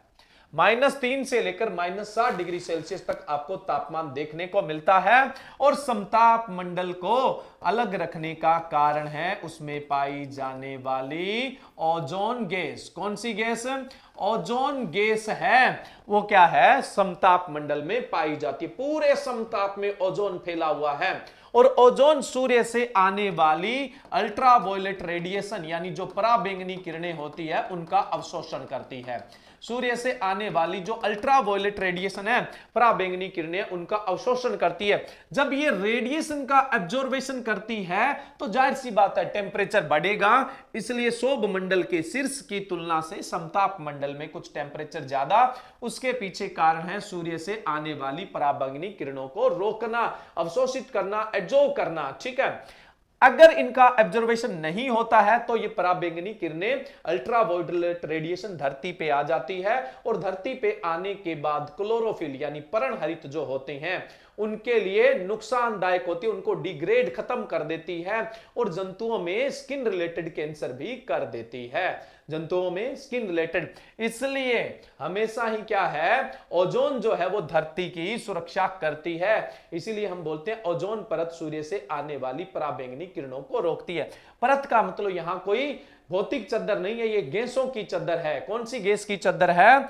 O3 की चद्दर है। और अभी आप जब पढ़ते हैं क्लाइमेट चेंज, ग्लोबल वार्मिंग, तो उसके अंदर ये पढ़ते हैं कि ओजोन परत को नुकसान पहुंचाने वाली जो सबसे खतरनाक गैस है वो कौन सी है? क्लोरोफ्लोरोकार्बन है। पढ़ा होगा आपने ये। तो ओजोन है वो हमारे लिए क्या है? फायदेमंद है और जो समताप मंडल का तापमान भी बढ़ाती है। मौसम संबंधी बदलाव कहां खत्म हो जाते हैं? मौसम संबंधी बदलाव आपके खत्म हो जाते हैं शोभ मंडल की सीमा के बाद, यानी 16 किलोमीटर के बाद। अगर आपको लंबे रूट की हवाई जहाज उड़ाने हैं तो आप समताप मंडल के अंदर उड़ाओ, जहां समताप मंडल स्टार्ट होता है वहां पर। क्यों? क्योंकि कोई मौसम संबंधी बदलाव होगा नहीं। जो हवाई जहाज है, एयर है, वो बिल्कुल स्टेबल चलता है। तो एयर के लिए सबसे बढ़िया जो रेडार्स का जगह रहती है वो कौन सी रहती है? समताप मंडल की रहती है। तो ये हो गया आपका समताप मंडल। समताप मंडल में इससे ज्यादा आपसे कुछ नहीं पूछा जाने वाला है। नेक्स्ट, अगली जो लेयर है उसकी अगर हम बात करें तो अगली लेयर है आपके मीजोस्फेयर। कौन सी लेयर है? मीजोस्फेयर यानी मध्य मंडल। कौन सी लेयर है? मीजोस्फेयर या मध्य मंडल। ये एक बार मैं थोड़ा ऊपर एडजस्ट करूंगा। अगली जो लेयर है वो है मीजोस्फेयर। मीजोस्फेयर बोले तो मध्य मंडल। मध्य मंडल, मध्य मंडल यानी मीजोस्फेयर। यहां कुछ खास नहीं है, लेकिन यहां जैसे जैसे ऊंचाई बढ़ेगी वहां तापमान गिरेगा और तापमान गिरने के पीछे कारण है क्योंकि यहां तापमान को अवशोषित करने के लिए कुछ है नहीं। यहां पर तापमान को अवशोषित करने के लिए कुछ है नहीं। और जो मीजोस्फेयर है यानी जो मध्य मंडल है उसकी ऊंचाई कितनी होती है? 80 किलोमीटर होती है। कितनी? 80 किलोमीटर। कुछ विशेषता नहीं है यहां पे। एग्जाम में हाइट 40 किलोमीटर लिखोगे ना, 10 किलोमीटर का तो क्या होता है? स्ट्रोप्स होता है। 10 किलोमीटर का तो क्या होता है? स्ट्रोप्स होता है। ठीक है, तो ये जो मीजोस्फेयर होता है ये अपने आप में बहुत ज्यादा कोल्ड रीजन होता है क्योंकि यहां पर बिल्कुल भी रेडिएशन एनर्जी होती ही नहीं है। इसको हम कोल्ड रीजन बोलते हैं ना, बिल्कुल ठंडा क्षेत्र बोला जाता है। अब अपने बात करें इसके बाद, इसके बाहर जो मंडल है वो कौन सा होगा? बाह्य मंडल होगा। अब जो आएगा वो कौन सा होगा? बाह्य मंडल होगा।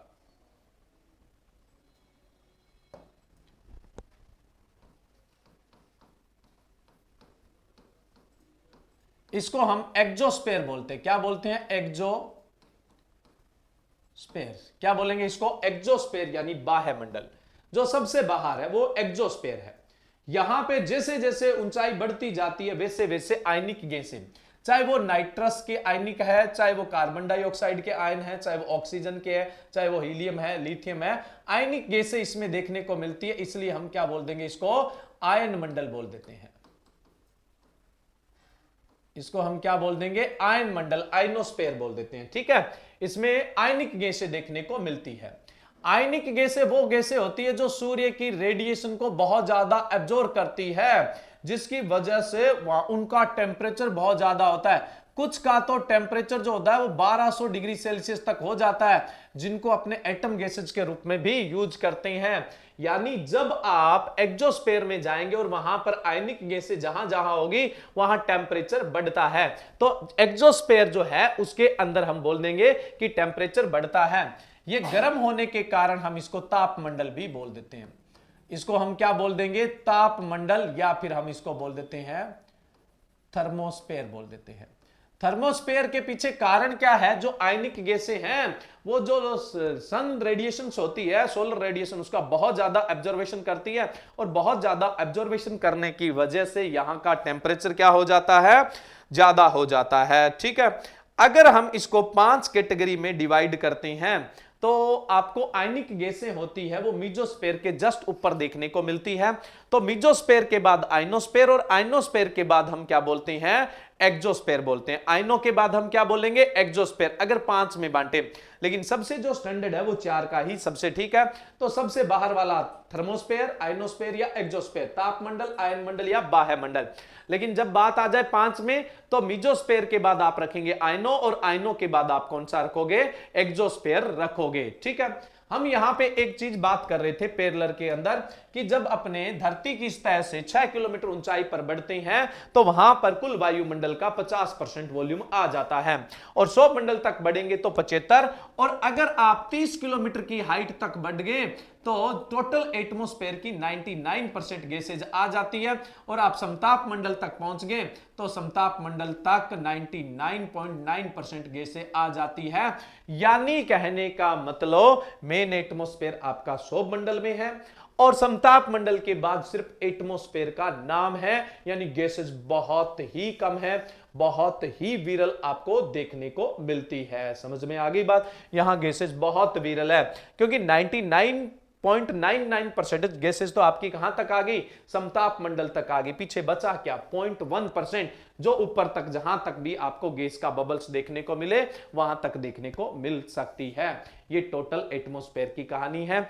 अब इससे बाहर आपका कोई क्वेश्चन नहीं आने वाला है। जितना था वो मैंने आपको सारे का सारा क्लियर कर दिया है। ठीक है, एक चीज मैंने आपको बताई कि 600 किलोमीटर के बाद क्या होता है? ग्रेविटेशनल फोर्स खत्म हो जाता है। ऊपर सिर्फ आपको वायुमंडल के अवशेष, जो गैसें बबल्स के रूप में ऊपर निकल गई, वो जो नीचे नहीं आ सकती क्योंकि ग्रेविटेशनल फोर्स उनमें लगता नहीं है। 600 किलोमीटर के बाद हम बोलते हैं स्पेस, यानी क्या बोलते हैं? अंतरिक्ष बोलते हैं। स्पेस या फिर क्या बोला जाएगा?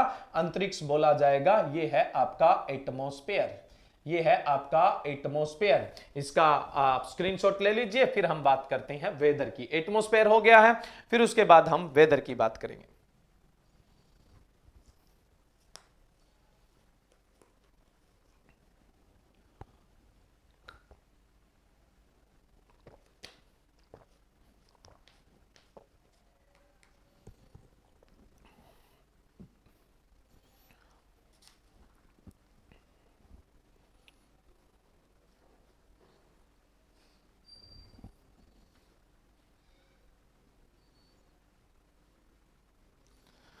सबसे ज्यादा एटमॉस्फेरिक प्रेशर पूछे तो सौर मंडल में। मौसम संबंधी घटनाएं सौर मंडल में। लैप्स रेट कहां पे दिखेगी? सौर मंडल में। कितनी? 1 किलोमीटर पे 6.5 degree Celsius. 1 degree Celsius 165 metre के अंदर देखने को मिलती है। ठीक है, और सबसे कम प्रेशर कहां देखने को मिलेगा? जितनी हाइट बढ़ती जाएगी उतना ही प्रेशर क्या होता जाएगा? कम होता जाएगा। जितनी हाइट बढ़ती जाएगी उतना प्रेशर कम होता जाएगा। सौर मंडल है आपका 16 किलोमीटर तक, लेकिन अगर आप पोलर पे होते तो 8 किलोमीटर। एवरेज है वो कितना है? 12 किलोमीटर होता। सौर मंडल में ही पूरे वायुमंडल का 3/4 यानी 75% भाग निवास करता है। जो जीवन बसता है, माइक्रो क्लाइमेट बसती है, वो कहां पे बसती है? आपके ट्रोपोस्फेयर में, सौर मंडल के अंदर ही बसती है। फिर भी आपको कोई चीज नहीं समझ में आए तो एक बार इस वीडियो को जरूर देख लेना, आपके 100% ये टॉपिक क्लियर हो जाएगा। ठीक है, जो चीज आपको नहीं आती है उसको रिपीट कर लेनी चाहिए। चलिए नेक्स्ट अब हम बात करते हैं आगे। ये हो गया अपने एटमॉस्फेयर की बात, है ना? किसकी बात होगी? ये वायुमंडल की बात होगी। नेक्स्ट अपने बात करते हैं मौसम। और मौसम, सर राजस्थान एग्रीकल्चर सुपरवाइजर के आपने बैच के बच्चे कितने सिलेक्ट हुए हैं? मोर देन 200, 200 से ज्यादा जो है अभी तक जो डेटा मिला है। बच्चे पता है धीरे धीरे डेटा देते हैं। कई बच्चे जो कांस्टेंट होते हैं, बिल्कुल पास में होते हैं, वो एक बार बताते नहीं है, क्योंकि हम फोटो लगा दें और उनका फिर एक सिंगल लिस्ट में नंबर नहीं आता, सॉरी सिंगल लिस्ट क्या, वो एक गुना में नंबर नहीं आता है, तो फिर उनको थोड़ी शर्म आती है ना। इसलिए ऑलमोस्ट हमारे पास जो डेटा आ रहा है वो 200 प्लस का है, और भी ज्यादा होंगे जैसे जैसे टाइम, लेकिन फाइनल सिलेक्शन है वो लगभग 150 एश्योर है हम हो जाएंगे, क्योंकि 125 पिछली बार हुए थे। पिछली बार हमारे पास ऑनलाइन प्लेटफॉर्म नहीं था।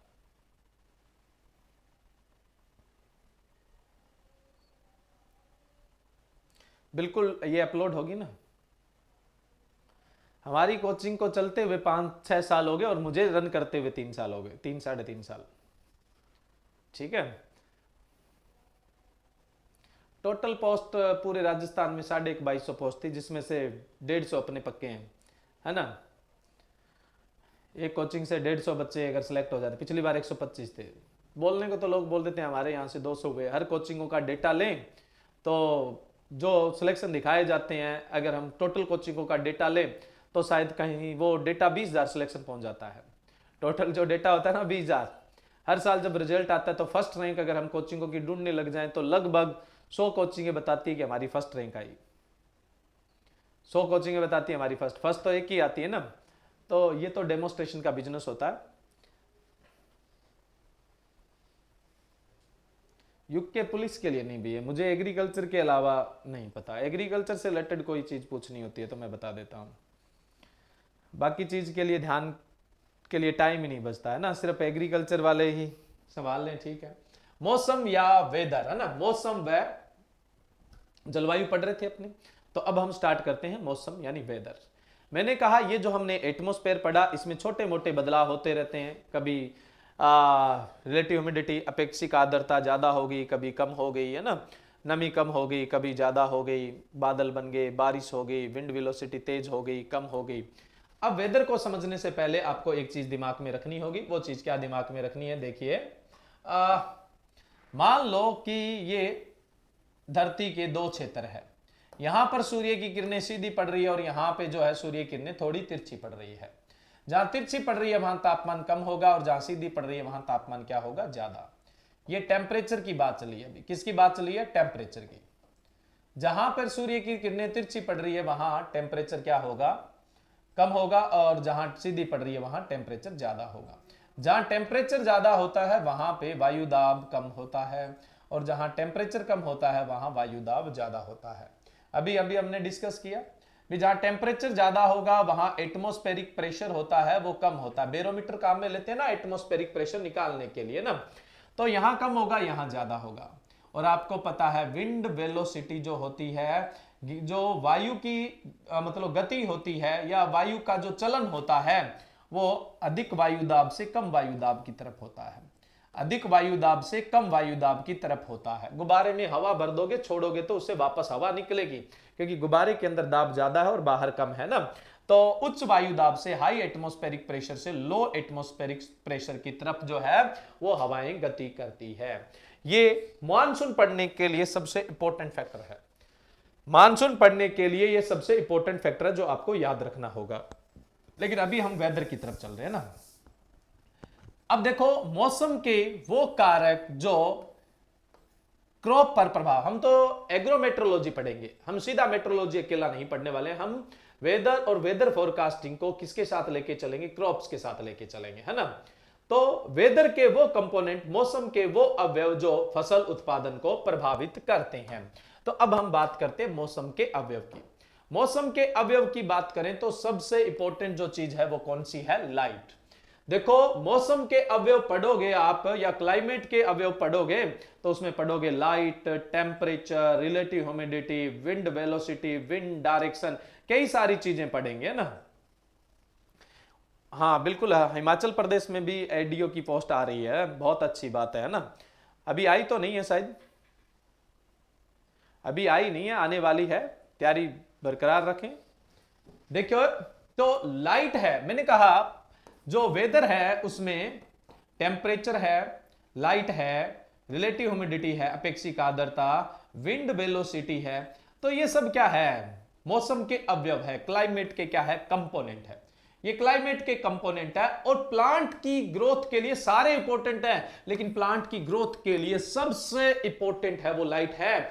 डब्ल्यूओ के एग्जाम में पूछा गया था कि which one is most important for plant growth, इनमें से पौधे की वृद्धि के लिए सबसे महत्वपूर्ण, और ये चारों ऑप्शन थे, चारों ही महत्वपूर्ण हैं, लेकिन सबसे ज्यादा इंपॉर्टेंट कौन सा होता है, लाइट होती है। अब सबसे ज्यादा इंपॉर्टेंट लाइट क्यों होती है वो अपने वन बाय वन डिस्कस करते हैं। सबसे पहले तो आपको पता है, आप प्लांट फिजियोलॉजी साथ साथ में पढ़ रहे हैं, मैं यहां पे डिस्कस नहीं करने वाला हूं, आपके प्लांट फिजियोलॉजी की क्लासें चल रही हैं। प्लांट जो है वो फोटोसिंथेसिस करते हैं, तो वो लाइट की वजह से ही करते हैं, और फोटोसिंथेसिस वो क्रिया है, वो घटना है जो दुनिया की सबसे इंपॉर्टेंट घटना है। वो घटना नहीं तो दुनिया ही नहीं है ना, दुनिया में कोई घटना ही नहीं है। कारण पौधे या जिनके अंदर क्लोरोफिल होते हैं, जैसे नीलहरी शैवाल, साइनोबैक्टीरिया आप जिनको बोलते हैं, उनमें भी तो क्लोरोफिल होते हैं। तो पौधे और जो साइनोबैक्टीरिया है उनमें क्लोरोफिल है, वो फोटोसिंथेसिस करते हैं, तो उससे क्या बनता है, भोजन बनता है। क्या बनेगा, उससे भोजन बनेगा। भोजन बोले तो कार्बोहाइड्रेट। इतने आप समझदार हैं कि फोटोसिंथेसिस से, प्रकाश संश्लेषण से ही क्या बनता है, भोजन बनता है, और प्रकाश संश्लेषण से बनने वाला ही भोजन खुद पौधों के लिए और इस धरती पे जितने भी जीव जंतु है उनके लिए भोजन का काम करता है।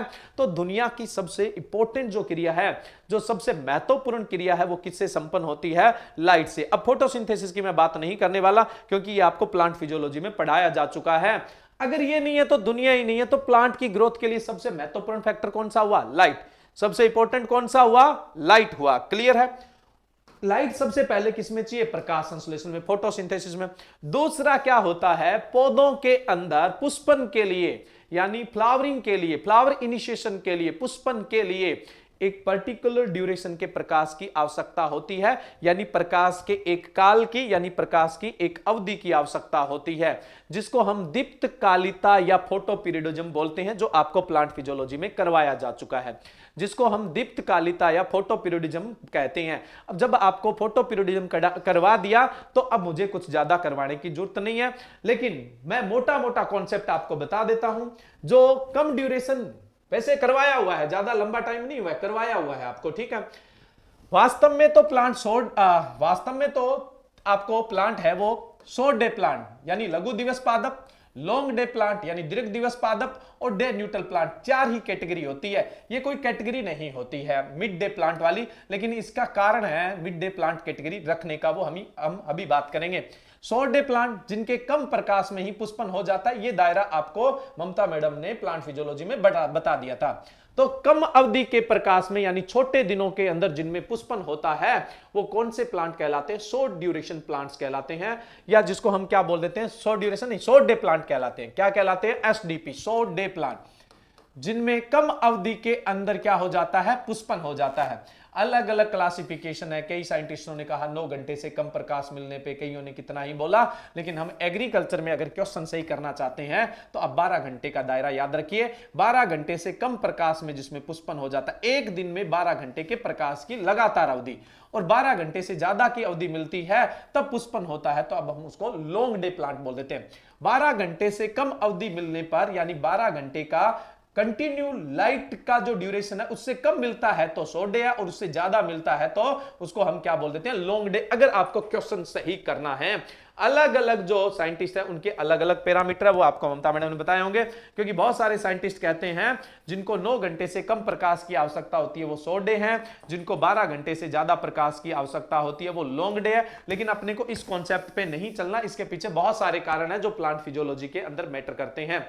तो देखिए, शॉर्ट डे प्लांट जिनमें कम अवधि के प्रकाश में ही क्या हो जाता है, पुष्पन हो जाता है, तो ऐसे प्लांट है सोरगम, ज्वार, मिलेट, बाजरा, क्लस्टर बीन यानी ग्वार, राइस यानी धान, और सेसम तिल, और जो प्याज है उसकी N53, उसके अलावा अर्का कल्याणी किस्म भी है, और भी कई किस्में हैं। वैसे प्याज मुख्य रूप से लॉन्ग डे है, लेकिन उसकी कुछ एक वेराइटियां हैं जो शॉर्ट डे के अंदर भी आती है। और देसी पालक, जो विलायती पालक है, वो लॉन्ग डे में आता है।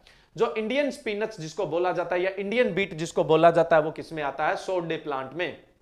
देखिए, 3 सीजन होते हैं, एक तो कौन सा सीजन होता है, खरीफ, और दूसरा कौन सा होता है, रबी, और तीसरा कौन सा होता है, जायद। कॉन्सेप्ट जो मैं बताने वाला हूं, शॉर्ट डे, लॉन्ग डे और डे न्यूट्रल के आपको कॉन्सेप्ट बताए हुए हैं। यहां एग्जाम्पल के कॉन्सेप्ट जो मैं बताने वाला हूं वो आपको ध्यान में रखने हैं। खरीफ की जो सॉविंग होती है वो कब होती है? जून जुलाई में। कब होती है? जून जुलाई में। तब तो दिन की अवधि लंबी होती है, लेकिन इनमें पुष्पन होता है सितंबर में जाके, जब दिन की अवधि क्या हो जाती है? छोटी हो जाती है। और हम बात करते हैं कि पुष्पन के लिए जितने लंबे काल प्रकाश की एक दिन में आवश्यकता होती है उसी को हम दीप्तकालिता या फोटोपीरियोडिज्म कहते हैं। तो जो खरीफ की फसलें हैं जब पुष्पन पे पहुंचती है तो वहां दिन छोटे हो जाते हैं। और याद रखिएगा खरीफ की सारी फसलें है, सारी तो नहीं, ऑलमोस्ट जो फसलें हैं वो शॉर्ट डे प्लांट है। खरीफ की ज्यादातर फसलें कैसी है? शॉर्ट डे प्लांट है।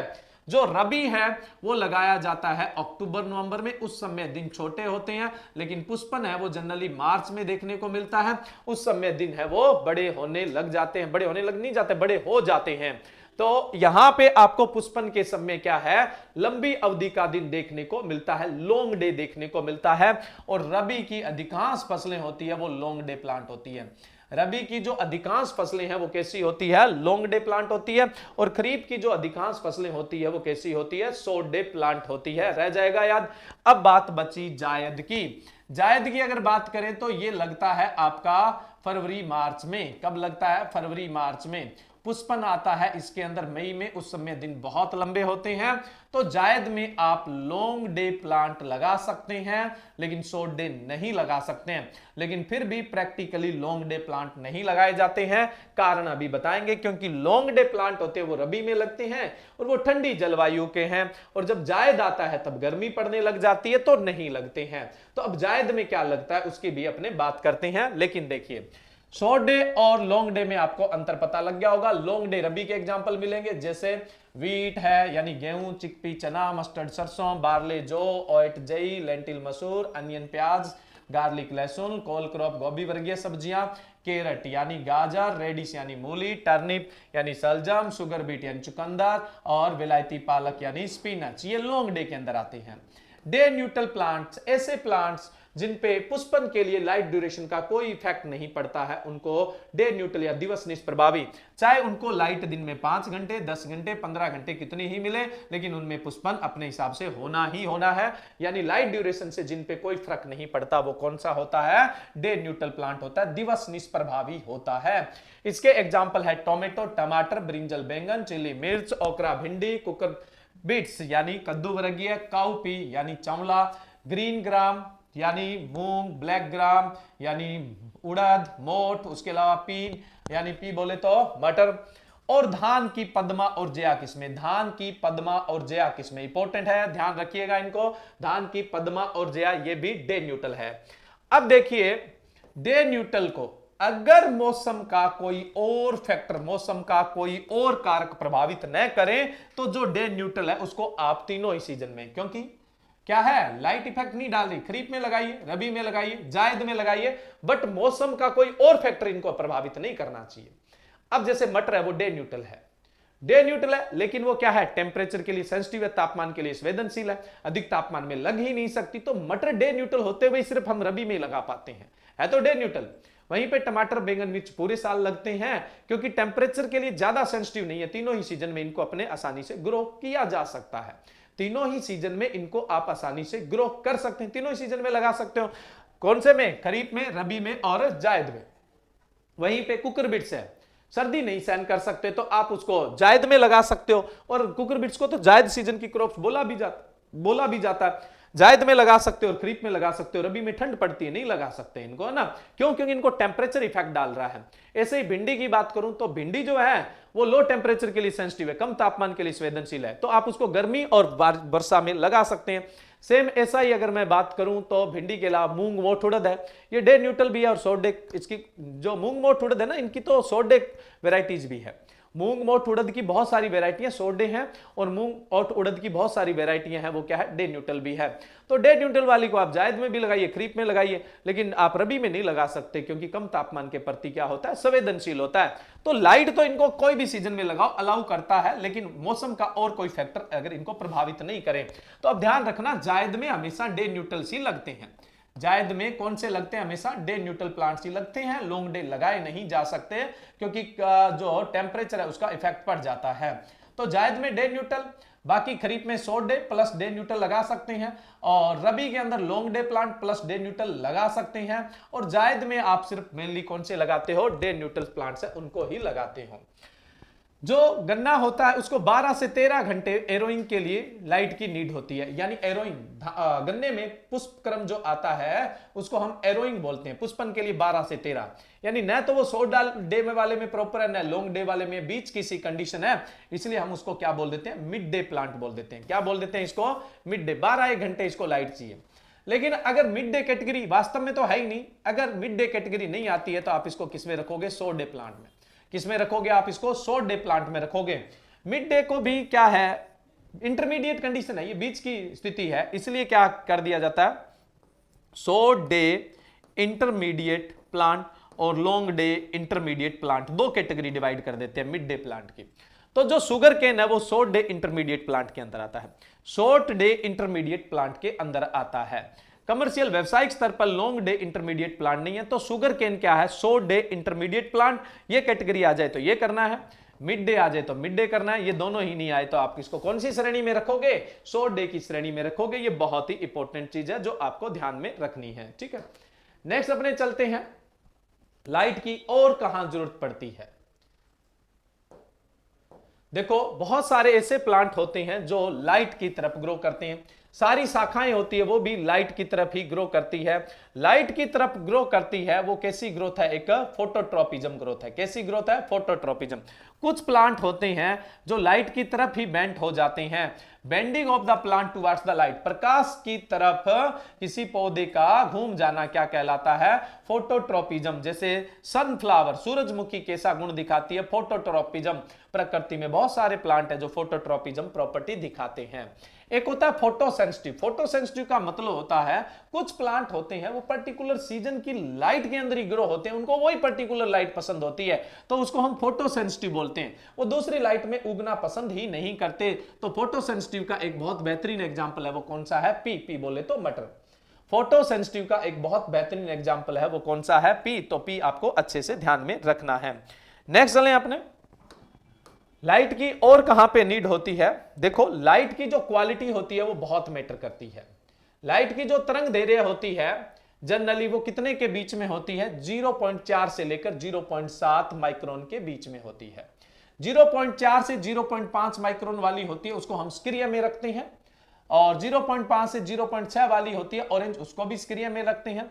0.5 से 0.6 में जो ग्रीन होती है और येलो होती है उसको हम लो एक्टिव के अंदर रखते हैं। मैं सिंपल तरीके से आपको बता देता हूं जिससे आप क्या है, एग्रीकल्चर में कोई आने वाला क्वेश्चन है उसको सही कर सकते हैं। देखो सूर्य से जो लाइट आती है उसके रंग होते हैं 7, violet, indigo, blue, green, yellow, orange और रेड।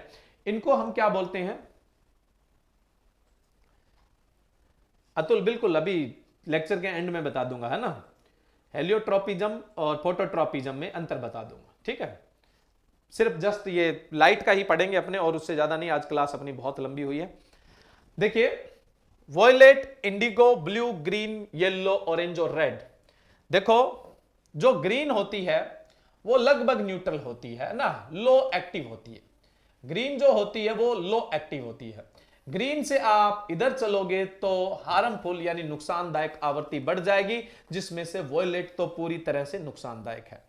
वॉयलेट तो पूरी तरह से नुकसानदायक है। पराबैंगनी किरणें धरती पर आती है तो क्लोरोफिल को भी नष्ट करती है और इंसानों में भी क्या करती है? कैंसर संबंधी प्रॉब्लम। ये बहुत तेज रंग दैर्घ्य है, ठीक है। इनकी वजह से फोटोसिंथेसिस या और एक्टिविटी बहुत तेज हो जाती है, जरूरत से ज्यादा तेज होना फिर हानि पहुंचाती है। इधर जैसे जैसे जाओगे हानिकारक आवृत्ति बढ़ेगी, और ये पॉइंट सबसे ज्यादा प्लांट्स के लिए नुकसान वाला है। ग्रीन से जैसे जैसे आप इस तरफ बढ़ोगे तो प्लांट के लिए बहुत ज्यादा फायदेमंद होगी। येलो फायदेमंद, ऑरेंज और फायदेमंद, और रेड सबसे फायदेमंद। आपने पढ़ा होगा प्लांट की ग्रोथ के लिए सबसे जो फायदेमंद रेडिएशन होती है वो रेड रेडिएशन होती है। इवन कुछ जो बीज होते हैं उनका जर्मिनेशन भी बढ़ाती है।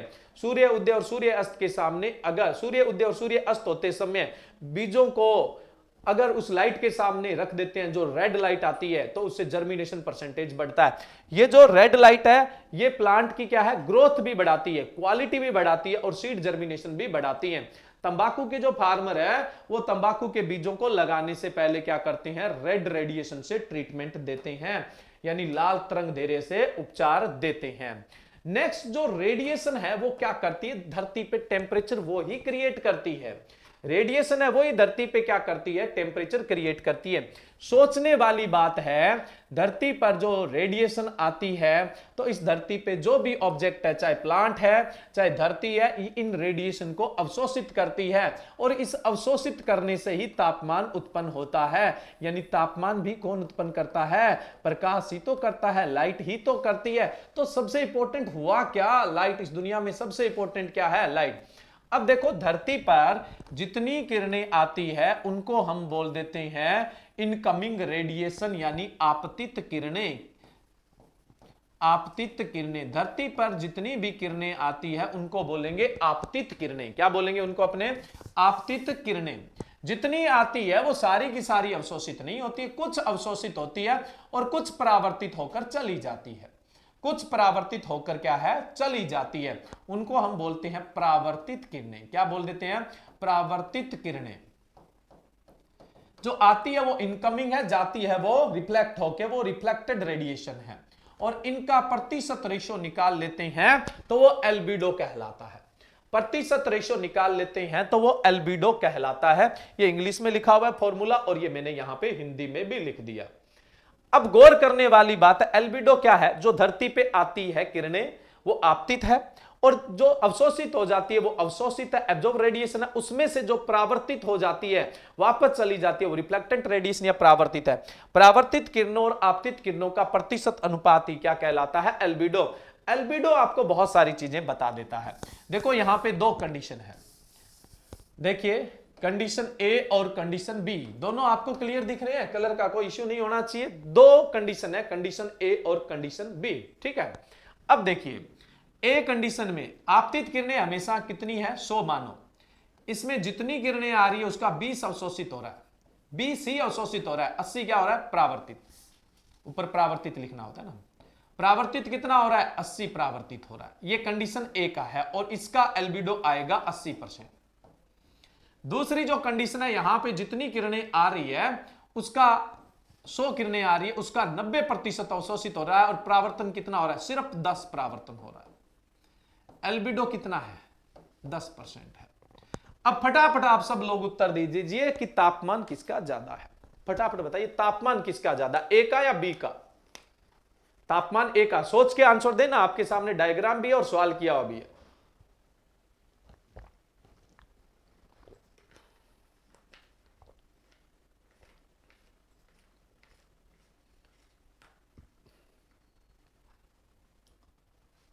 बिल्कुल ठीक है, तापमान किसका ज्यादा होगा, बी का। जिसका एल्बिडो कम उसका क्या है, तापमान ज्यादा।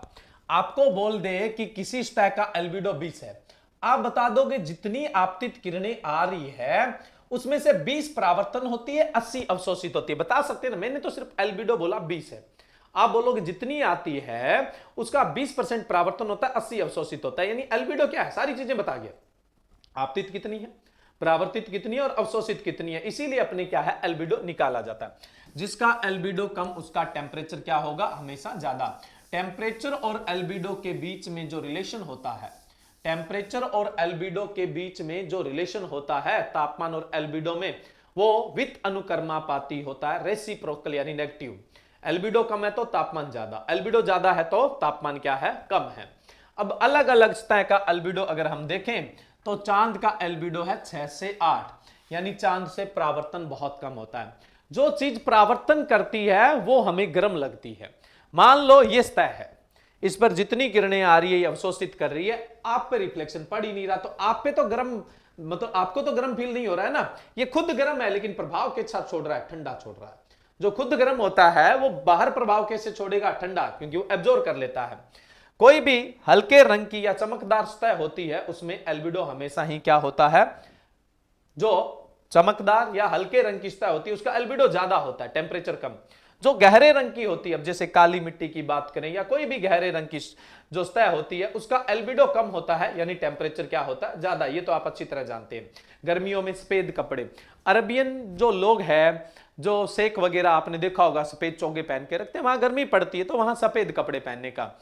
तो गर्मी में क्या है, सफेद कपड़े, क्योंकि सफेद पे क्या होता है, परावर्तन ज्यादा होता है, अवशोषण कम होता है, यानी वो कपड़ा क्या है, कम गर्म होगा। वहीं पे डार्क कलर का जो कपड़ा होता है वो क्या है, अवशोषण ज्यादा करता है। अवशोषण ज्यादा करता है तो जाहिर सी बात है उसका टेम्परेचर क्या होगा, ज्यादा होगा, यानी वो खुद गर्म होगा। लेकिन दूर बैठे पे प्रभाव कैसा छोड़ता है, ठंडा। तो चांद है वो रिफ्लेक्शन नहीं देता है, 6 से 8% ही परावर्तन है उसका, इसीलिए तो हमें चांद की शीतलता महसूस होती है। खुद गर्म है लेकिन प्रभाव ठंडा छोड़ेगा दूसरे पे। अर्थ का एल्बिडो 31, यानी धरती पे जितनी विकिरण आती है उसका 31% परावर्तन होता है एवरेज। ग्लेशियर में 80 से 90% परावर्तन, क्योंकि बर्फ है, सफेद है, चमकदार सतह, जितनी किरणें आती है ऑलमोस्ट क्या हो जाती है, रिफ्लेक्ट हो जाती है। इसीलिए तो वहां जल्दी से टेम्परेचर नहीं बढ़ता है, क्योंकि वहां किरणों का अवशोषण ही नहीं होता, तो टेम्परेचर कैसे बढ़ेगा।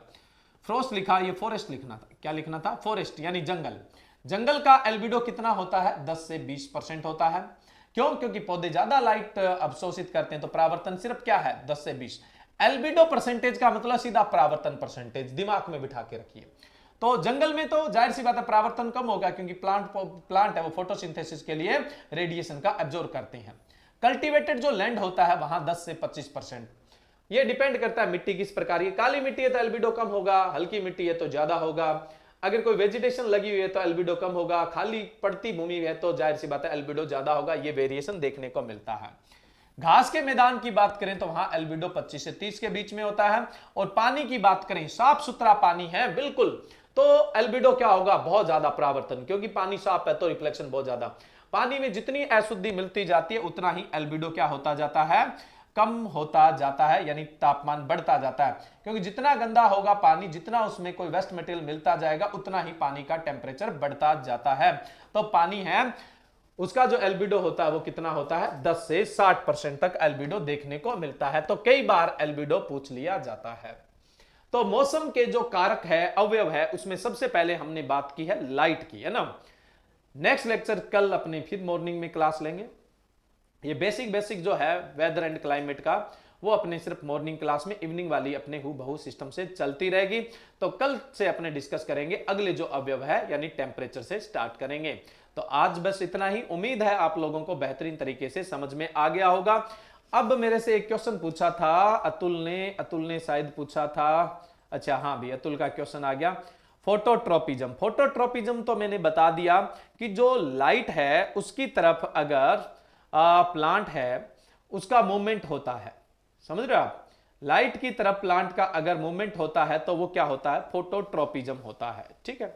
वहीं पर अगर हम हेलियोट्रोपिज्म की बात करें तो हेलियोट्रोपिज्म का मतलब, वैसे भी हेलियो का मतलब भी क्या होता है, लाइट ही होता है। हेलियो का मतलब भी क्या होता है, लाइट ही होता है। बस एक तो मिनट। हेलियोट्रोपिज्म क्या है, ये भी लाइट की तरफ ही टेंडेंसी होती है, लाइट की तरफ ही क्या होती है, ग्रोथ होती है। तो लाइट के डायरेक्शन में जो ग्रोथ होती है, लाइट के डायरेक्शन में जो ग्रोथ होती है वो हेलियोट्रोपिज्म होती है। और लाइट के डायरेक्शन में जो मूवमेंट होता है उसको हम क्या बोलते हैं, फोटोट्रोपिज्म। लाइट के डायरेक्शन में जो मूवमेंट होता है, लाइट की तरफ जो मूवमेंट होता है, लाइट की तरफ जो आकर्षण होता है उसको हम फोटोट्रोपिज्म बोलते हैं। और लाइट के डायरेक्शन में जो ग्रोथ होता है उसको हेलियोट्रोपिज्म। अब प्लांट का जो वायुव्य भाग होता है उसकी ग्रोथ किस तरफ होती है, लाइट की तरफ होती है, लाइट की तरफ होती है, उसको हेलियोट्रोपिज्म बोलते हैं। और जड़ की जो वृद्धि होती है वो किस तरफ होती है, गुरुत्वाकर्षण की तरफ होती है। जड़ की जो वृद्धि होती है वो गुरुत्वाकर्षण की मतलब तरफ होती है, तो उसको हम जियोट्रोपिज्म। तो पौधे में जड़ें जियोट्रोपिज्म वृद्धि करती है और वायुव्य भाग है वो हेलियोट्रोपिज्म वृद्धि करता है। और जो पौधे, कई पौधे होते हैं वो प्रकाश की तरफ अपना मूवमेंट दिखाते हैं, जिसको हम फोटोट्रोपिज्म बोलते हैं, ठीक है। उसको हम क्या बोलेंगे, फोटोट्रोपिज्म। तो प्रकाश की तरफ मूवमेंट करना फोटोट्रोपिज्म, प्रकाश की तरफ वृद्धि करना हेलियोट्रोपिज्म, और गुरुत्वाकर्षण की तरफ वृद्धि करना जियोट्रोपिज्म। जड़ें जियोट्रोपिज्म, शाखाएं हेलियोट्रोपिज्म, सूरजमुखी है वो एक तरह से किसका एग्जाम्पल है, फोटोट्रोपिज्म का। समझ में आ गया भाई अतुल।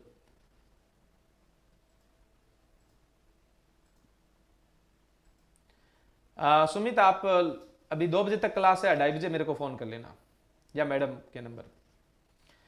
ठीक है, आज इतना ही, कल सेम टाइम। आगे आप कोई गाना याद आ गया होगा। चलो, थैंक यू।